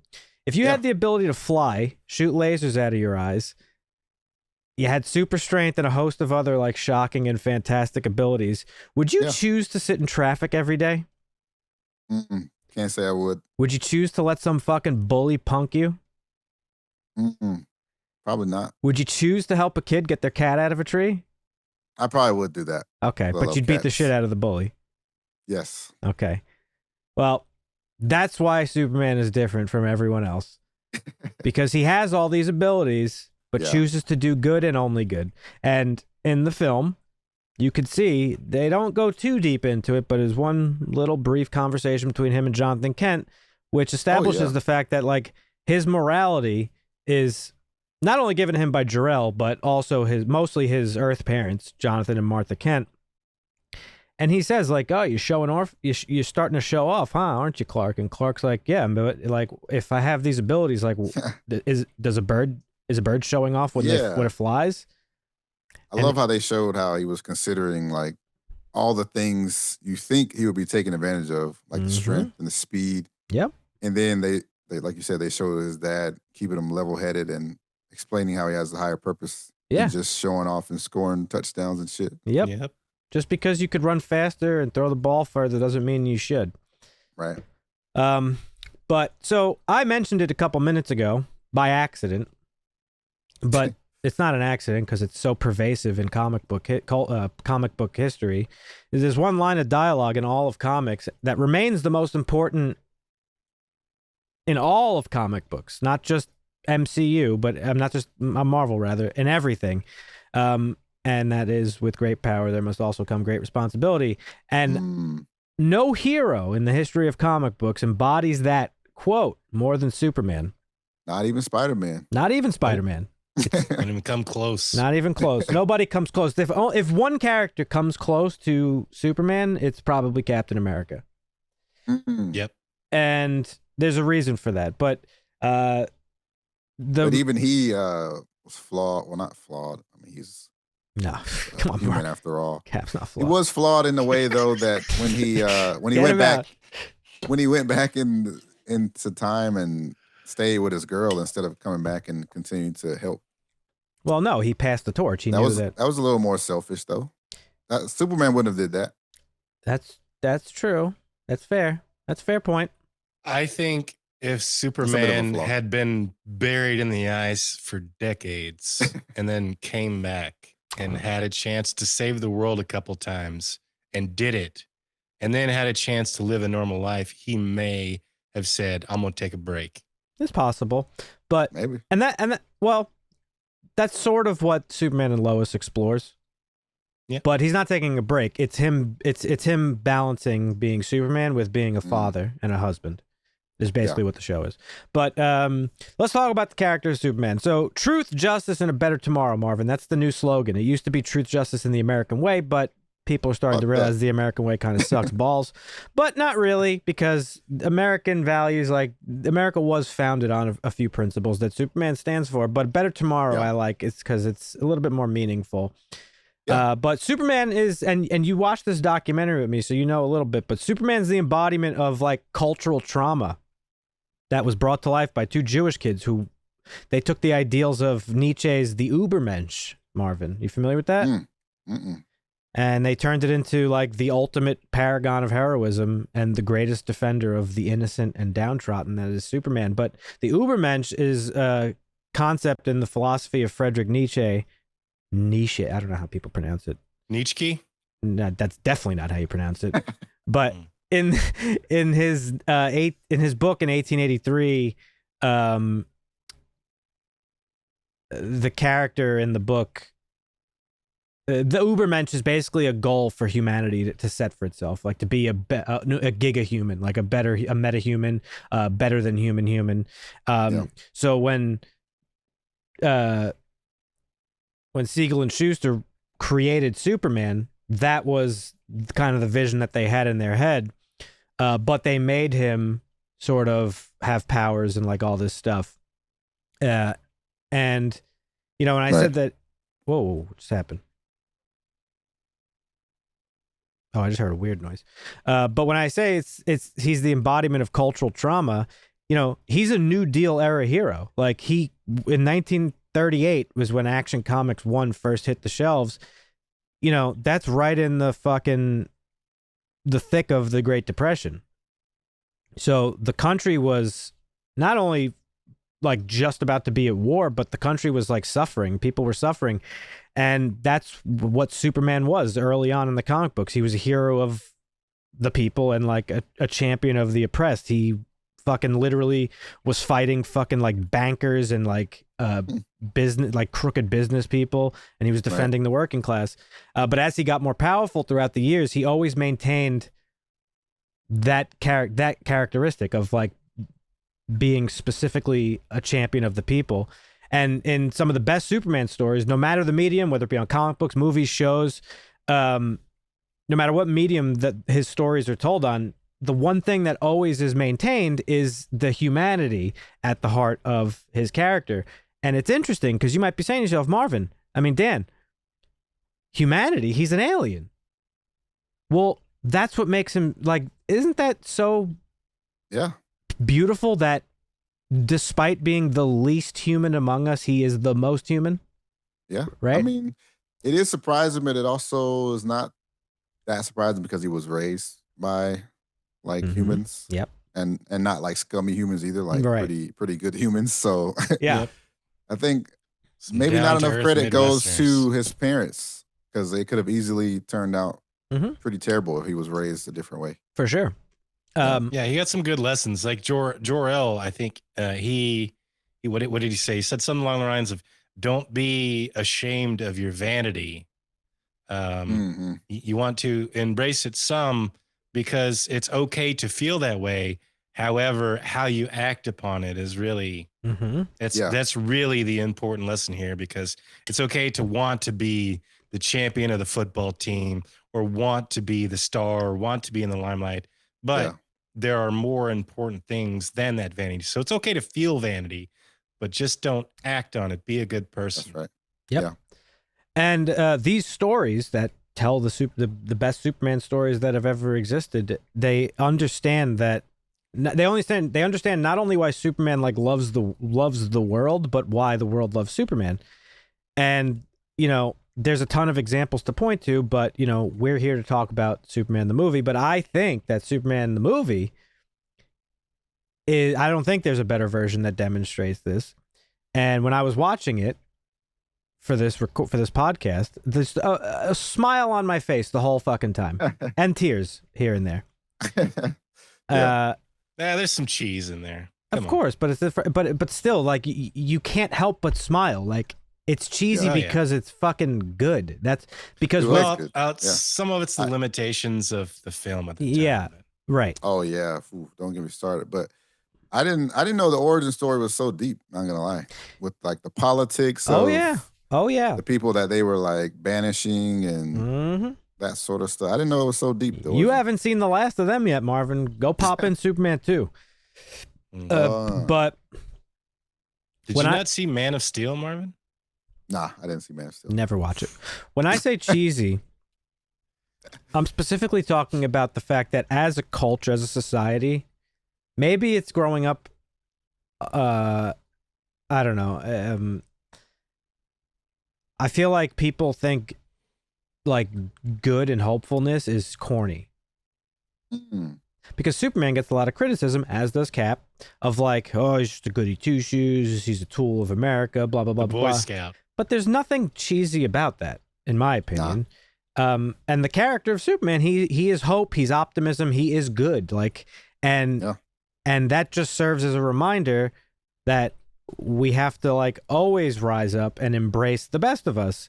And again, people might think that's like an ideal of like a bygone era from like the 30s and 40s, but I would argue that it's not. It's something that we should nurture and grow as a global community in 2023. Like and that's why, like I say, I have a smile on my face and I cried, and I feel like you can't help but get emotional when you watch somebody just do good shit. That's what makes superheroes so great. But so that's I think this movie is the textbook on how to make a Superman movie. I think Christopher Reeves is the textbook on how to be Superman.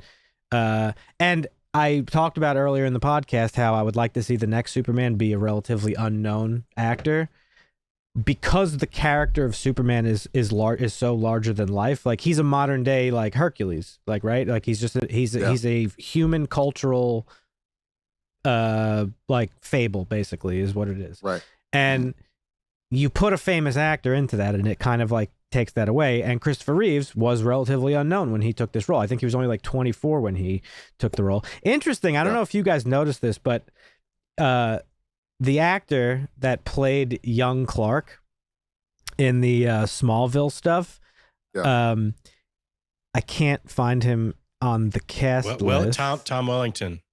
No, Tom Welling played him in Smallville. I thought you said. Oh, you mean the young Superman in the movie? You said Smallville. I said in the Smallville stuff. Okay, I got you. Yeah. It was actually Jeff East was his name. I don't know if you noticed, but they dubbed Christopher Reeve's voice over his acting. Oh wow! At first, because I haven't seen this in a while, and I was like, wait, that's not the same guy from the last Starfighter, because that's what I was not the same guy. Man. What were you gonna say, Marvin? Just talking about placing like big names into these roles. Yeah.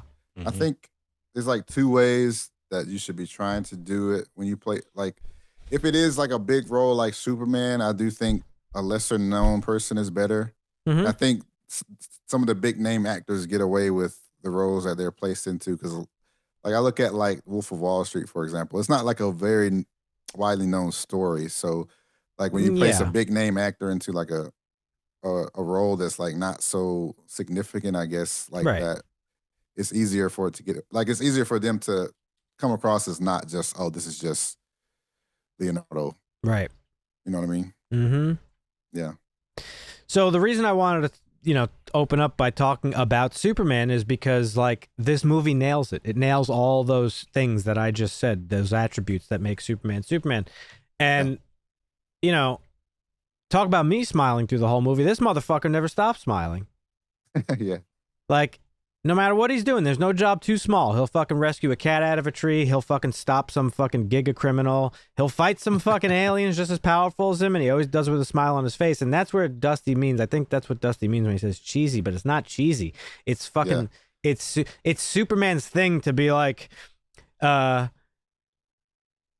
stay safe, miss. I hope this doesn't put you off flying. Statistically, it's still the safest way to travel. Or or don't thank me, Mr. President. We're all in this together. And then like flies off. Like that's. Well, I think the first kind of yes, but not completely. Like the first cheesy thing I noticed after watching this for the first time in a couple years was the running with the train. Oh, but that's like but it's not necessarily the way they did it, because the what is it?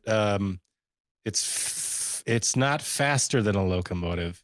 It's faster than a speeding bullet, stronger than a locomotive. More powerful than a locomotive. More powerful than a locomotive, yeah. So like when he was running along, I was like, okay, yeah, we know he's fast. Like he's obviously faster than that train, because he's faster than the speeding bullet. Right. So he's like, that was a little cheesy. All right. That's or fair. like the suit.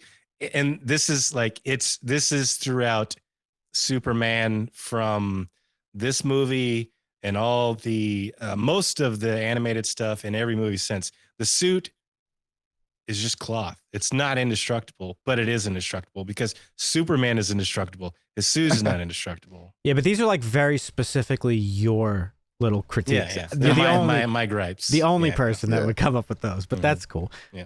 Marvin, you mentioned you didn't know the lore was that deep, so let's talk about it. So this movie opens up exploring the backstory of Krypton and its eventual demise and how Superman ended up on Earth to begin with. And we see that his father, Jor-El, is a very high member of society. He's a scientist. And he warns, well, not only does he arrest and imprison General Zod for his attempted insurrection, but he also is warning the people of Krypton that of the planet's eventual demise, to which they do not take kindly, and Jor-El has no choice but to send his only son to Earth. Very Jesus parallel-y, but that's fine. Yeah. And I love the scene with Lara.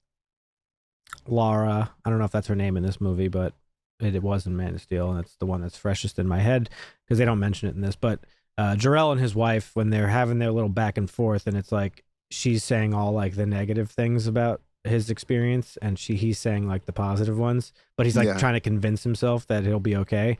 And she's like, "Oh, he'll be an outcast," and he's like, "He'll be indestructible." And you know that little back and forth. But that line, oh my God, when he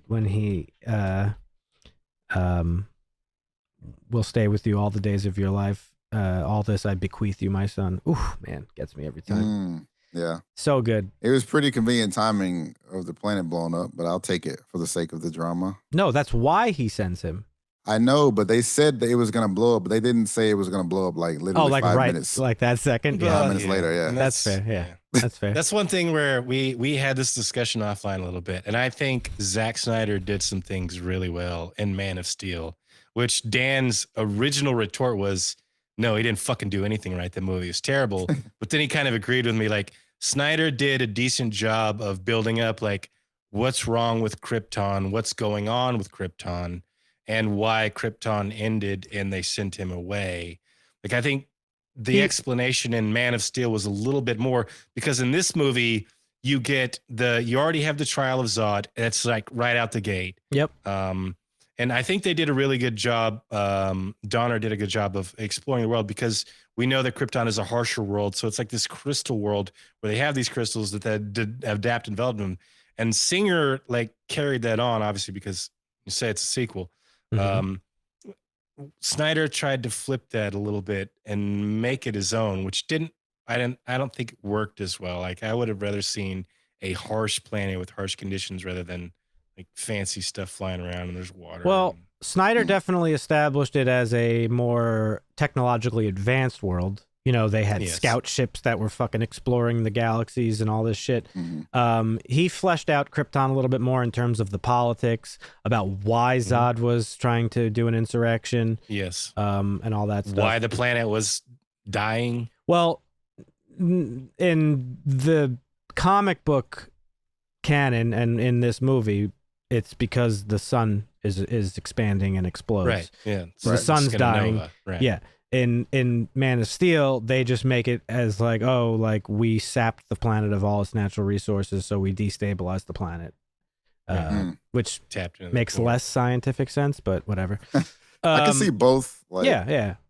I can see both. Like how you said they fleshed out Krypton more being beneficial, but I think they explained it enough in this, and like they showed how the people of Krypton, like they were like susceptible to like the ego, just like humans are, and like you said it was like the Jesus story, but I saw it was like fucking like Titanic. Like they thought that too they were indestructible. Like yeah, I mean, and it's very important to the story of Superman because it's why Jor-El sends him to Earth to begin with. It's like, which also to his credit, Snyder fleshed that part out pretty well too in terms of Jor-El's messaging to Kal of like, well, I'm sending you specifically to Earth because they're a younger civilization than we are, and you could guide them to not fall to the same mistakes that Krypton did.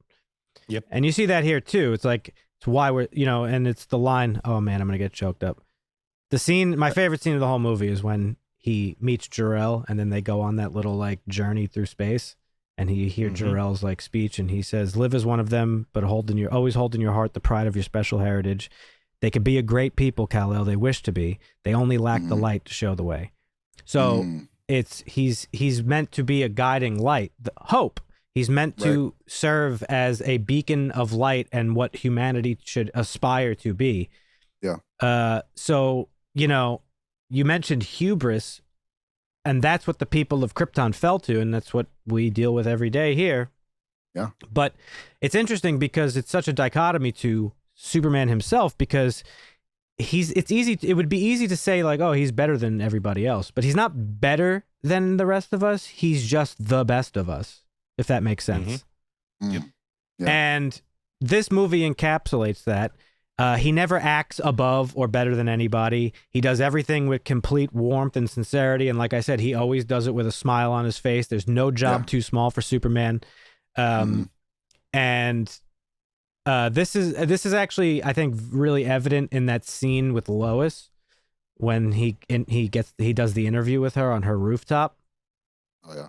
For the longest time, I thought that shit was super cheesy. I still think the flying, like, dream sequency, like, telekinetic bullshit was kind of dumb. But It was kind of Aladdin-y. Yeah. A little bit. But the interview itself, I think, is so great because when the interview starts, she just sees him as like this strange fucking alien dude with abilities. But as the conversation goes on, she realizes he's just like a kind and caring dude who wants to like help people. Yeah. What do you got, Dustin? I like how the message after, I think it's the helicopter scene, it's carried through to Singer's and I think even Snyder's, where Superman is a man who can fly. Flying is still the safest way to travel. Oh yeah. Almost every time he has to save somebody that's in a plane or anything, and he's like, okay, yeah, that was scary, but don't let it get you down because flying is still the safest way to travel. Yep, exactly. So I really like that scene between him and Lois because that's when it first like kind of humanizes him in the film. And that's what makes Superman so relatable. We said it a few minutes ago. It's that his humanity, despite not being a human, his humanity is what makes him super, right? It's not his flight. It's not his laser beams. It's not all that good stuff.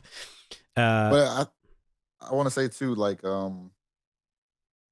that scene, I agree that she was like I guess attracted to his niceness or kindness or whatever. But I think it was the allure too of him just being like Superman. No, it for sure was. Clark was as nice because he's the same fucking guy as Superman, but he wasn't Superman. He was like he was more familiar, and it's like people are attracted to like more unobtainable things and something like that. So I guess. I mean, I'd fuck Superman over Clark. I'm not gonna lie. Yeah, but especially if he fucking caught me as I was plummeting to my death. True. Yeah. No, I mean, she let go. That was her fault. A character. Like, this is one thing I love about this Superman is like this is a Clark first, Superman second, where he comes in as Clark Kent, and you see him as a clumsy kind of bumbling idiot. Don't know what bumbling idiot. Yeah. Yeah. He's nice. He's honest. He's genuine. You like him, but you also are like, I mean, he's kind of a dullard or a buffoon. He takes that character of Clark seriously. Whereas in Snyder, it's totally different. And even with Singer, it's different. Yeah. And Christopher Reeves nailed it. Donner nailed it. Like they did Dusty, Clark Kent right. Please watch Superman and Lois. Okay. Because what you're gonna, oh my God, you're gonna love it. It's what you just said is exact. Superman and Lois, the best way I could explain it, it takes all the good things about Donner's Superman, this movie we're talking about, and combines it with like the modern freshness of Snyder's visually. Okay. And that's what the show is. And it's the same thing. And the show, even because like one of the things Snyder did is like he was sort of afraid to play with that quote unquote like cheesiness of Clark Kent. Oh, they don't recognize him with his glasses on. It's like, yeah, dick, it's funny now at this point. Right. And you continue to do it. That's the shtick. Exactly. Yeah. Snyder didn't do that. So his Clark Kent was like a cool fucking gigantic hulking fucking reporter. Like, give me a fucking break. So the show, Superman and Lois, continues to play with that. Like, I don't want to spoil it for you, but I have to. He has a family in the show, clearly. And his kid. Yeah, you already said that. The first episode, in the beginning, his kids don't. The whole story is set up in the first episode. His kids don't know he's Superman. Him and Lois are hiding it from them. And by the end of the episode, for reasons I won't say, they have to reveal it to his kids. But when the reveal happens, he takes his glasses off, and it's like a big moment. And they're like, "Oh fuck, you're Superman!" That's hilarious. Yeah. So they have the balls to play with it because it's funny. Right. Clearly, you could recognize the guy. Yeah. Clearly, yeah. But that doesn't matter. Right. But yeah, so like I think this movie really captures what makes Superman so relatable, as I said. And as you just said, and we said a number of fucking times at this point, Christopher Reeves and Donner himself really basically encapsulated that heart that is at the core of Superman. And Donner has, I watched some behind the scenes interviews and stuff, and Richard Donner said that he told the producers that if we could make, because this was the first time a big budget movie like this was ever made about a comic book character, but Donner was very adamant about doing the whole like relationship thing between him and Lois. And he said, like, if we can get that to work, if we could sell that, then the rest of the movie will be a fucking breeze. And they sell it. I love the little things too with Clark Kent, how he's like when he's in Lois's apartment or whatever, and she goes to the bathroom, and when you can see the transition when he takes off his glasses and like he's not hunched over. Yeah, you could see his posture closed change anymore. Yep. He opens up. I also like how he was shouting out to her like, "I have something to tell you" in a Superman voice. Yeah, and like he was dealing with that vanity thing we were talking about earlier. Like he was about to succumb almost, it felt like, and then he flipped the switch back. In this movie, he's a newer Superman. Like he moves away from home, figures out who he wants to be, spends fucking 12 years with Jor-El getting like schooled on shit. He gets to the Fortress of Solitude without hitchhiking. Yeah, and then he just goes to Metropolis. So he's very much finding himself not only as a superhero, but also as like a person. Like, who am I? Like I grew up in fucking Kansas in the middle of nowhere, and now I'm in this big city. And so it's cool to see that. And again, it's not something fucking Snyder did well, because, you know, one of the defenses of the egregious fucking things in that movie is, oh, well, he's a new Superman. It's like, don't sell me that shit, because we see what a new Superman would be. He would just be growing into himself in terms of like his personality, right, and his relationships and that sort of stuff. Yeah, he's never gonna have to grow into being a superhero. That's not the case. Yeah, how do you go through 12 years of fucking training? Right. I think you got it down pat at that point. But something about this movie, I don't know if you felt this, Marvin, because we always joke around that you always have, you know, you don't like older movies from the 70s or 80s because of, you know, cheese. But something about this movie feels like very timeless. And I think it's probably more of the fact that it's just Superman itself, not the movie itself, but the character being timeless. And it's got like watching it today for the podcast, it still had the same amount of like wonder and awe that it had when I watched it when I was a fucking kid. My first introduction to this movie, my dad put it on for me, and I became obsessed with Superman, and he used to carry me around the house. Like I used to plank on his arms. He used to like hold, and he used to hold me out and like fly me around the house like Superman with the music going on in the background. And and that like still, I mean, I guess because it's a nice moment between me and my dad, but like it still resonates when I hear that fucking music swell up and all that stuff and all that like kindness and warmth and like how important that stuff is in the world. And, you know, again, I think Donner's interpretation of the character just fucking completely nailed it. But beyond that stuff, I think one of the things that's most impressive about the movie is that it's a blockbuster in like every sense for the time, obviously. But it never sacrifices like the morals and the emotion of Superman and his relationship with the world for the sake of like simplicity or entertainment, which is something that Man of Steel was very guilty with. The only thing that I like about Man of Steel is the CGI and like seeing a modern day Superman like fucking flying and like all that cool shit that we have come to love because of modern technology. Yeah. But that movie doesn't have all like that movie very much leans on all that stuff, in my opinion. Right. Mm-hmm. Completely carried by it. And like obviously you could tell when Superman flies off, he's on like a wire. Like sometimes he'll fly, but then like his whole body like turns and shit. Yeah. But it's still like literally the tagline, "You'll believe a man can fly." I believe, baby. Marvin, do you believe? I believe. It looks pretty good for being 1978, honestly. Oh yeah, for sure. I think it was definitely timeless. We've been mostly talking about like Christopher Reeves, but I think Luthor was really good in this movie too. Nailed it.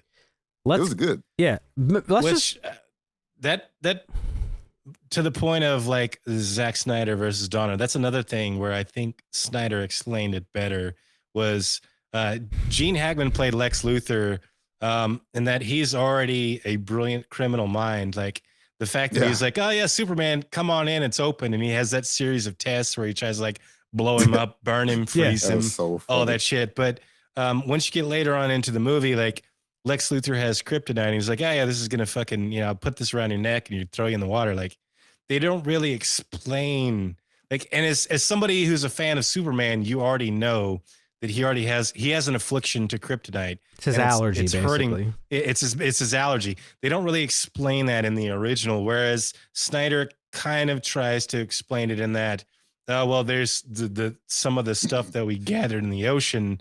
There's some kryptonite here. Maybe that hurts him. We'll do some tests and figure it out. Like, there's some things I think where Snyder did storytelling wise that it makes more sense to the audience that is unaware. If you're already aware, it doesn't matter. But if you're unaware, it kind of helps to have like, how did he know that kryptonite was going to hurt him, and where did he get the kryptonite? Doesn't matter. You don't know. So they explained it a little bit, but it was definitely like plot holes as to why he would think a random meteorite would hurt him. Like, See, I would disagree though, because he says it in the movie. He's the greatest criminal mind of our time. Doesn't matter how he knows because he's the greatest. Sure, yeah. That's it. It's as simple as that. That's true. No, I guess that's fair. I mean, even Singer did, I think, a better job with Kevin Spacey going to the museum and finding the rock and stealing it and breaking it up and saying, there's kryptonite in here. Right. There's no knowledge that Superman came down like as a fucking like meteorite. No. So he wouldn't know that, there's another meteorite. This meteorite is going to make, you know, of course there's a plot hole there. I don't know if it's that big of a deal, but I get it. No, it's not. Yeah.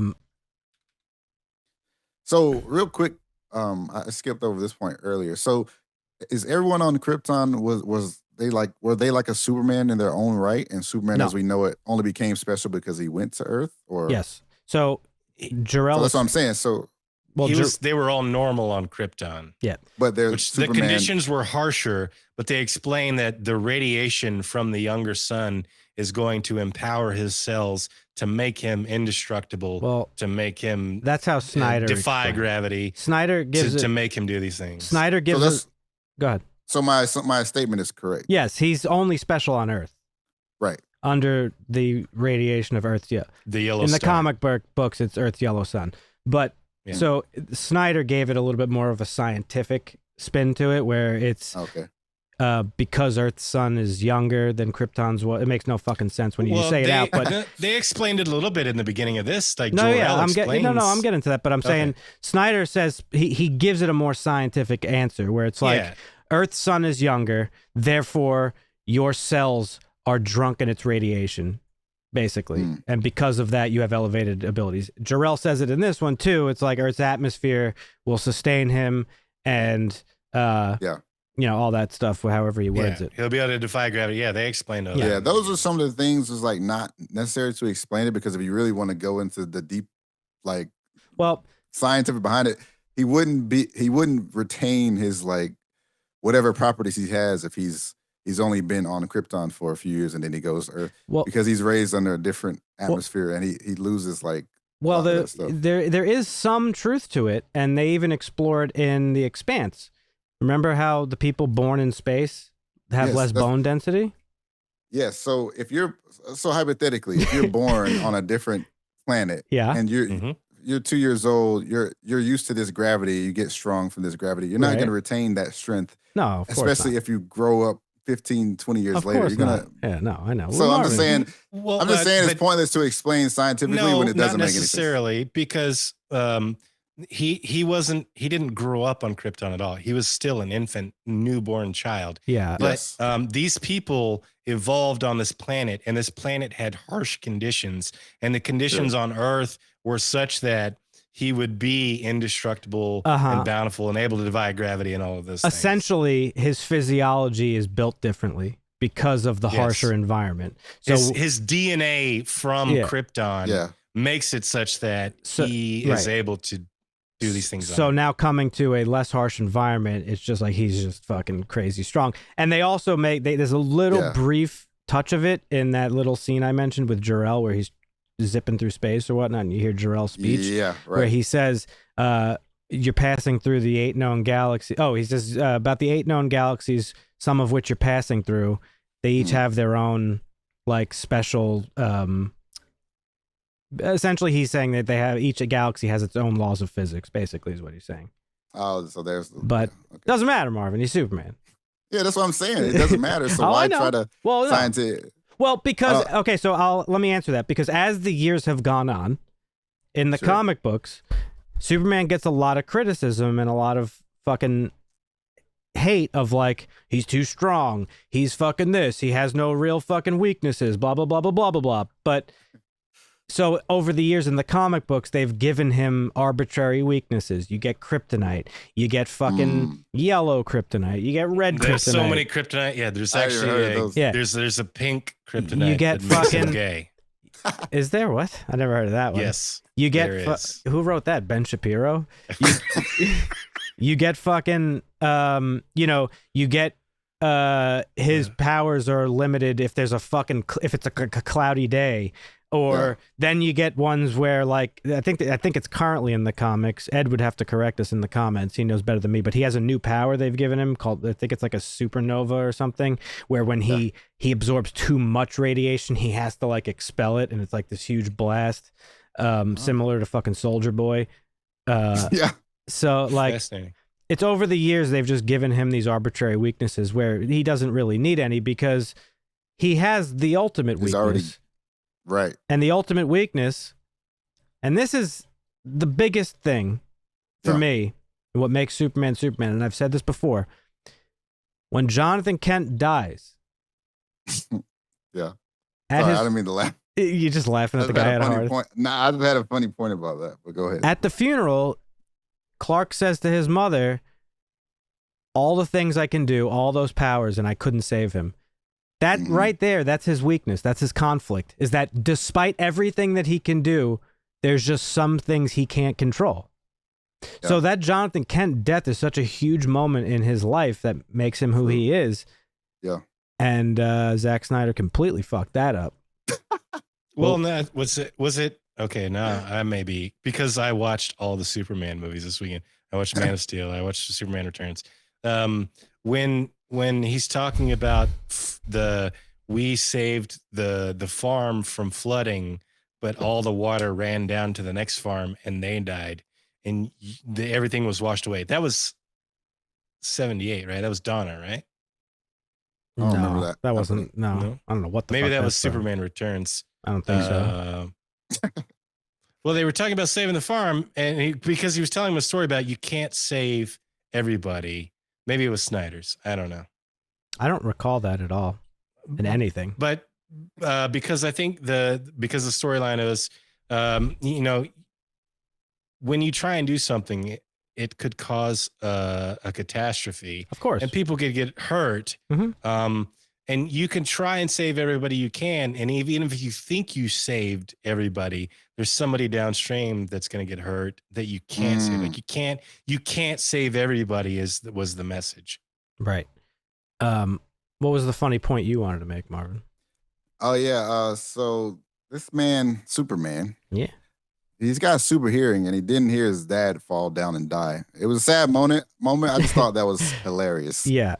That's like 70s cheese.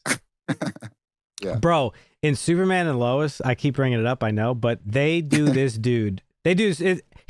It's such a good version of Superman. It's unbelievable.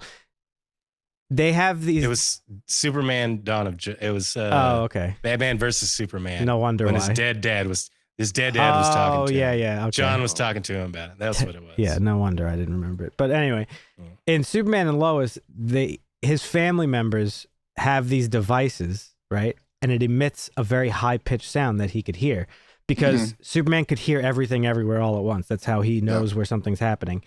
Yep. But this high pitch lets him sort of hyper-focus his sound like instantly. So if one of his family members needs help, he could go there.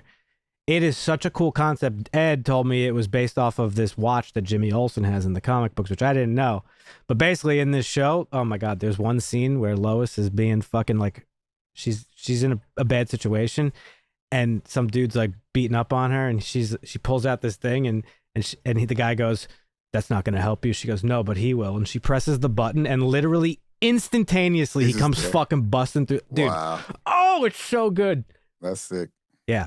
So yeah, I mean, listen, it's for a movie in the 70s with lack of technology and stuff. This movie fucking works. Oh yeah, it's a great fucking movie. The special effects are great for its time.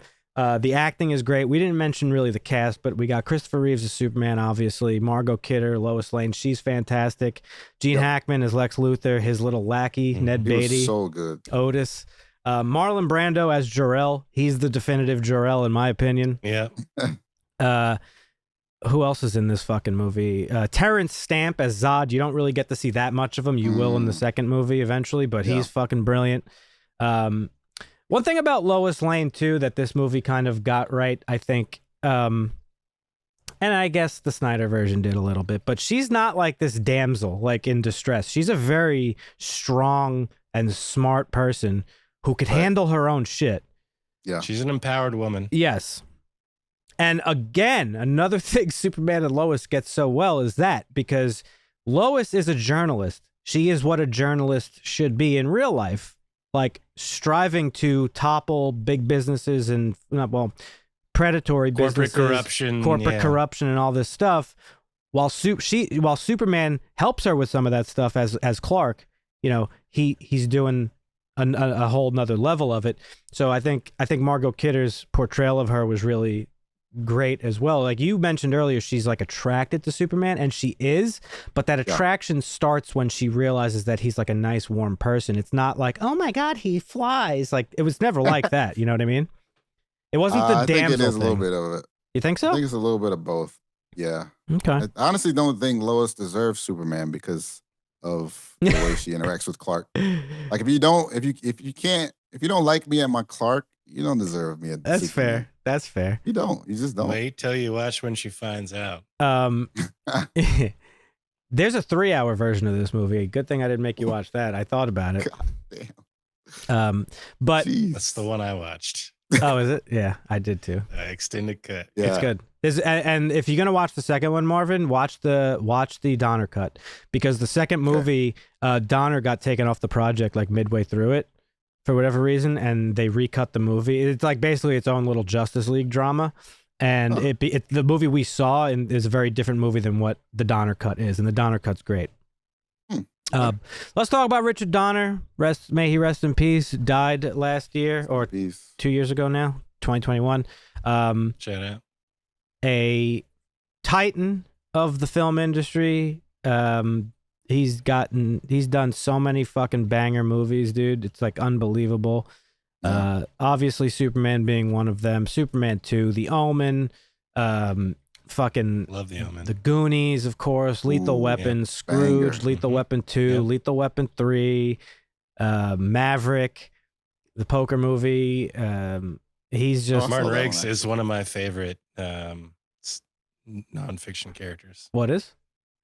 Martin Riggs. Oh, Riggs, yeah. Lethal Weapon, Yeah, so Richard Donner's a titan, and, interesting enough, one of the co-writers of this movie was Mario Puzo, who is probably most famously known for writing the Godfather movies. Or adapting the books. Yeah. So this movie was a powerhouse smash up at the time, and as you know, Marvin, that title sequence in the beginning, every time now, I lose my shit when Superman created by Jerry Siegel and Joe Shuster, knowing what those two guys went through for 40 fucking years, that they had to live in basically poverty and servitude. The guys who created literally the biggest cultural icon in human history, they didn't get credit until this fucking movie came out. Imagine how fucking powerful it was for them to see their names up on the big screen like that. Right. And how poetic that the two guys that wrote Superman, the hero of the downtrodden and all that good stuff that we said, had their own, they embody their own character, because they are now, they paved the way for creators, not only in the comic book industry, but all mediums, to fight for their rights and to fight for creator rights and all that good stuff. So they, in their own right, are the character that they invented. So that's beautiful and poetic to me. Yep. And the last thing I want to talk about is we did a little bit of comparing it. And so I want to just say why I don't think the Zack Snyder Superman is that good. And really, it's Christopher Nolan that's to blame, because his fucking Batman movie fucking destroyed everything. It's like, oh my God, everything's got to be gritty now and realistic. But to make everything dark and gritty, you lose what the character stands for. And in Superman's case, it's hope, optimism, and ideal. And as I said, he's the best of us. And you may think he's not relatable and that his powers destroy like any sense of conflict. But, you know, again, he's spread thin by his obligations. And it's his ability to balance those things that make him super, not his fucking power. And if you don't understand that, then you are an idiot. Sorry, in plain English. You know, a lot of criticism is like, oh, you know, the Snyder, sorry, we want a more mature version of Superman.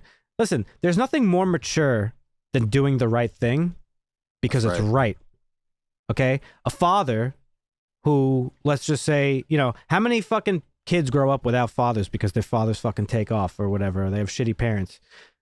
What is more mature than understanding your responsibility and doing it? Nothing, in my opinion. And he knows that his responsibility, given the fact that he has these abilities, he does it without any issues. And you know, obviously it's impossible that somebody like Superman would exist in the real world because, I mean, obviously powers are fake and stuff, but for the reason that this is why I asked you the question in the beginning, is that power corrupts. And absolute power corrupts absolutely. And we've gotten characters that showcase what it would be like if Superman was a piece of shit. We have Superman Red Sun for one, but you have fucking Homelander. You've got the kid from the fucking Brightburn. You have a kid from Brightburn. Zack Snyder tried to do a deconstruction of this character. And you could do that with other characters. You don't do it with Superman. Right. No, you don't. And and in Man of Steel, he just does things because he happens to be there. Like when he saves the fucking oil tanker and he's like holding the thing up, he was just there. He never does anything because it's just out of just sheer circumstance that he does things in that movie. Right up until the end too. He fucking goes to a priest to be like, well, I don't know. Like, should I fucking like stop Zod? Do I trust Zod or humanity? I don't know. It's like so fucking ridiculous. And that's like, it's just a ridiculous thing. Like, again, I get it. You want to deconstruction's cool. You know, we all love the Watchmen, but you don't do it with the character because, you know, I don't know. Which we talked about this a little bit because, when Superman 4 came out, before Christopher Reeves was paralyzed, he did an interview and he talked about his philosophy on Superman. Yep. Because he's a well-educated man. He went to Juilliard. And a good man. Other Ivy League stuffs. And he's a good person. And his wife was too. But his philosophy on Superman was that he's a friend. Yep. He's a friend, and that's what people need most. They don't need a strong arm. They don't need a vigilante. Right. The virtues of a helping hand from a friend is what lifts people up. When you extend your hand to someone and say, "Here, I will help you," like that's what makes humanity better, and that's why Superman is the best of us because that's all he does. Yeah, it's his ability. As Superman. It's his ability to inspire, and you know, that's why he's such an enduring symbol in pop culture, I think. Yep. And, you know, Stan Lee has said, too, we talked about this before, that what makes superheroes so compelling is not their powers, but the human struggles that we all experience. And, you know, I get it. We all want like a nuanced hero and a story with moral gray areas and eternal struggle and all that stuff. But at the end of the day, if that internal or external struggle strips away everything that made the characters caricature what it was to begin with, then you're not creating conflict, you're just rewriting the character altogether.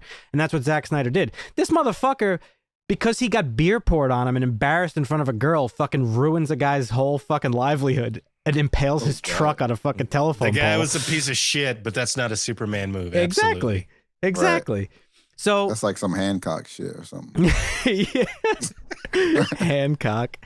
So, you know, you're creating someone else at that point. And Man of Steel becomes the title of the movie because Superman's not there anymore. Right. In my opinion.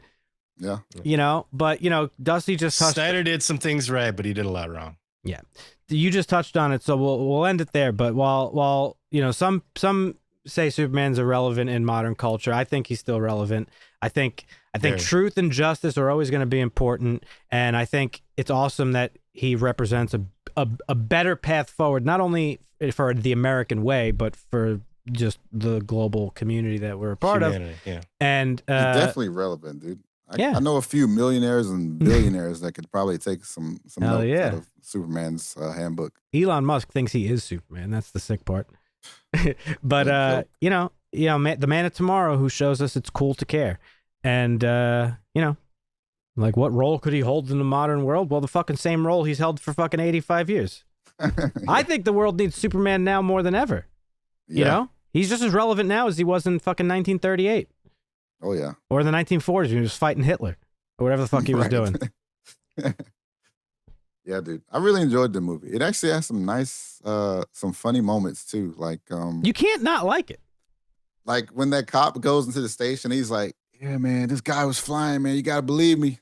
And the sergeant does not believe him. Dude, he tells him, "Go back to the bar." You know, they go outside. There's a fucking boat in the street, and Superman's flying off, and he's like, "You know what? First bottle's on me." Yeah. That shit was funny. I was laughing at the black guy because I was laughing because I thought you were gonna bring it up, but when he first saves Lois and the guy's like, "Oh man, Jim, that's a nice outfit."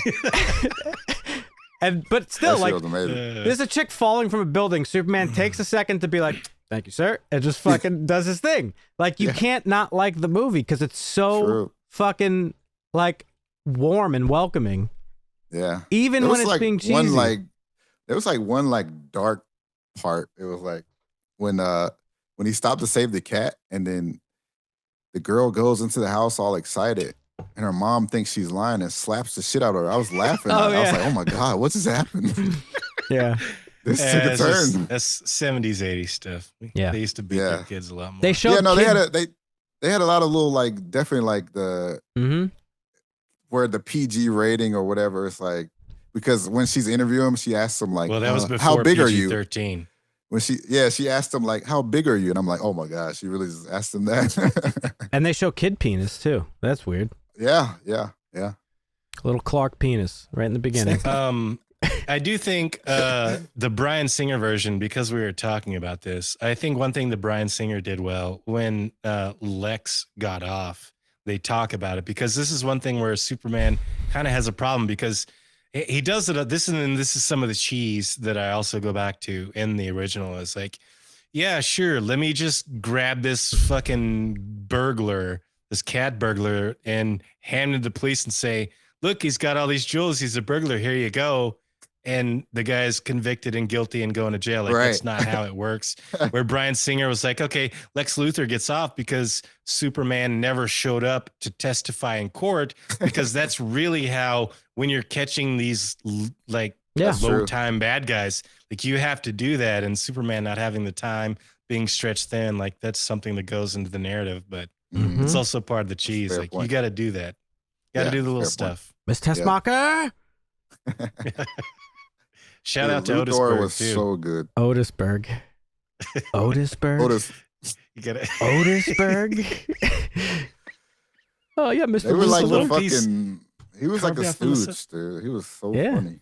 Oh yeah. He was just fucking. I don't even know. I mean, I know he was there for comedic effect, but obviously Luthor wouldn't have a fucking. Well, I mean, that trend continues to the other Supermans of Lex picking like ditzy women who kind of fall for Superman, and that's his downfall and his peril. Right. That's like the thing. That's the trope. Yeah. That's the one of the running jokes. That's actually good. That's the good cheese. Right. That happens. The special effects are definitely super cheesy, but it wasn't enough to affect my. Come on, Marvin. That overall ending where he fucking flies over the earth, that became like a famous Superman closing thing ever since. This movie started a lot of trends that you don't understand. Like, big movie, dude. It's big. They used like miniatures, right, for a lot of the like telephone poles falling over, the water, the rocks. Oh yeah, yeah. The helicopter scene. Yeah, the title sequence, a lot of the space stuff, all those little like, those are all like burning, like the fucking real effects and things. How Lucas did a lot of his stuff. Lighting. Yeah. But So Marvin, I ask you one last question. Do you believe a man can fly now? I believe. It's a bold statement. You'll believe a man can fly, and the world did and still does. Yeah. 85 years later, this guy's still going strong. Would you believe that? Legend. Just goes to show you, dude. Legend. So, Superman. Still not my favorite Superman costume. I know it's the OG, but we posted it in the talked chat. about that. Yeah, that's fair. Okay. I told you guys what my favorite one was. Dan I don't know what is was that one from. No Trunks guy, and I think me and Marvin are both a Trunks guy. Yes, I'm honestly Trunks at least. I'm honestly indifferent. I don't care for the belt, to be honest. The yellow belt, I never really liked. Right, but I can see it. That's fair. Yeah, and I don't like the really S serve a being on the purpose. cape. That I never liked either. Yeah, I can see that being. Yeah, I But don't think I would like that. yeah, so we're probably gonna have a lot of fucking Zack Snyder babies in the comments. Oh yeah, I'm definitely gonna get destroyed in the comments for my scientific thoughts. Probably. Yeah. Honestly, I know James Gunn's not going to do this, but I respect Bryan Singer. Like, the movie was not good, Superman Returns. There's some good stuff in it, but I respected the fact that he tried to carry the torch of what Richard Donner started. He kept the feel of the character that those movies. He did. And I would I honestly would like to see Snyder do the same thing. And it doesn't have to be everything. Like, yeah, I feel like the Superman theme is as timeless as the character himself. Like, I feel like you can't have a Superman movie without the John Williams score. I just don't think you can at this point. I think you got to have the score. I would honestly I would do some digital fucking AI recreation of Marlon Brando and get him to be Jor-El if you could legally. I would do that. But like those two things. The rest, make it your own. Yeah. But yeah, so Superman on IMDb at 7.4. This is getting bumped for me, baby. This is an 8.5. Let's go. Ooh, shit. Yeah. Yeah, I'll bump it up to an 8. Okay. It's a solid 8 for me. I'm glad you liked it, Marvin. I was a little nervous at first. Solid 8. 8? Okay. Yep. I was a little nervous when I saw the runtime, but it was good. The pacing was good. You don't even really feel that it's that long. Highest total average for sure I think we've ever done. Yeah. Yeah. I think so. The slowest part of the movie is probably the beginning. Like the Krypton stuff, the Smallville stuff. Once he grows up and he's in like Metropolis, the pace kicks up and like you don't even really feel it. Yeah. Because it's like very kinetic. Like he's always doing Superman shit. You know what I mean? Yeah. Yeah. I'm glad you liked it, Marvin. You got to watch Superman 2. Do yourself a favor, watch the Donner cut. Okay, will do. Okay. Any final thoughts from you guys? Yes. Zack Snyder is a piece of shit for making Jimmy Olsen a CIA agent who dies in fucking 5 minutes. I fucking hated that. Zack Snyder's a piece of shit for like ruining the character of Superman. Yeah, I mean, but Marvin, Jimmy is a huge character in the Superman lore, and Zack Snyder's like, oh look, it's Jimmy Olsen. No, he's a CIA agent. Fucking kill him right now. He's dead. And you're like, wait, what? Marvin, this is your first like Superman thing, right? Like, is this basically your introduction to the character? Pretty much, yeah. Other than like what you know from just pop culture, From right? what I know, yeah, exactly. Time to build a list. Do you think Superman is the type of character that would absolutely devastate the city of Metropolis in a fight with somebody of equal strength to him? With somebody of equal strength? Yeah. Well, like, what do you think Superman would do if he was fighting somebody of equal strength? Do you think he would fight him in the middle of Metropolis? probably not. Or do you think he would use his wit and problem-solving skills to maybe take the fight elsewhere? Yeah, go a less isolated place. Yeah. I think he would definitely go elsewhere. Okay, now to further that question, do you think that if for whatever reason he couldn't get elsewhere and the city of Metropolis was completely and utterly devastated, as if like a nuclear bomb went off in the middle of it, do you think his first act after the fight would be to make out with Lois in a crater? Or do you think he would go around trying to like save everybody he could? I'm just curious. No, he's got a real thing for Lois. So okay, that's fair. He might take a moment. He missed a lot of marks. Well, Well, Nah, he definitely would not. no. All right, folks, that's the show for this week. We appreciate you hanging out and listening or watching wherever you might be listening or watching. Cheers. The show is now going to be on YouTube every week. So Yes, sir. if you listen and would rather watch, you can go check it out on YouTube. Leave a comment and let us know what you think of Superman the movie from 1978 all these years later and how it holds up today. Matter of fact, let us know. We'll do a poll. We'll post a poll in our YouTube comments. Let us know who your favorite Superman actor is. I'd like to know that. Ooh. Mine's Christopher Reeves for sure. I know Dusty's is. Marvin doesn't really have an opinion. Yep. Let us know. Let us know. We're going to post that poll. Leave a comment. Leave a like. All that good shit. And we'll have a playlist somewhere here so you can see some of the other movies that we reviewed in the past. But until next week, I don't know how to close this. We'll catch you in the next one. See ya. Basta.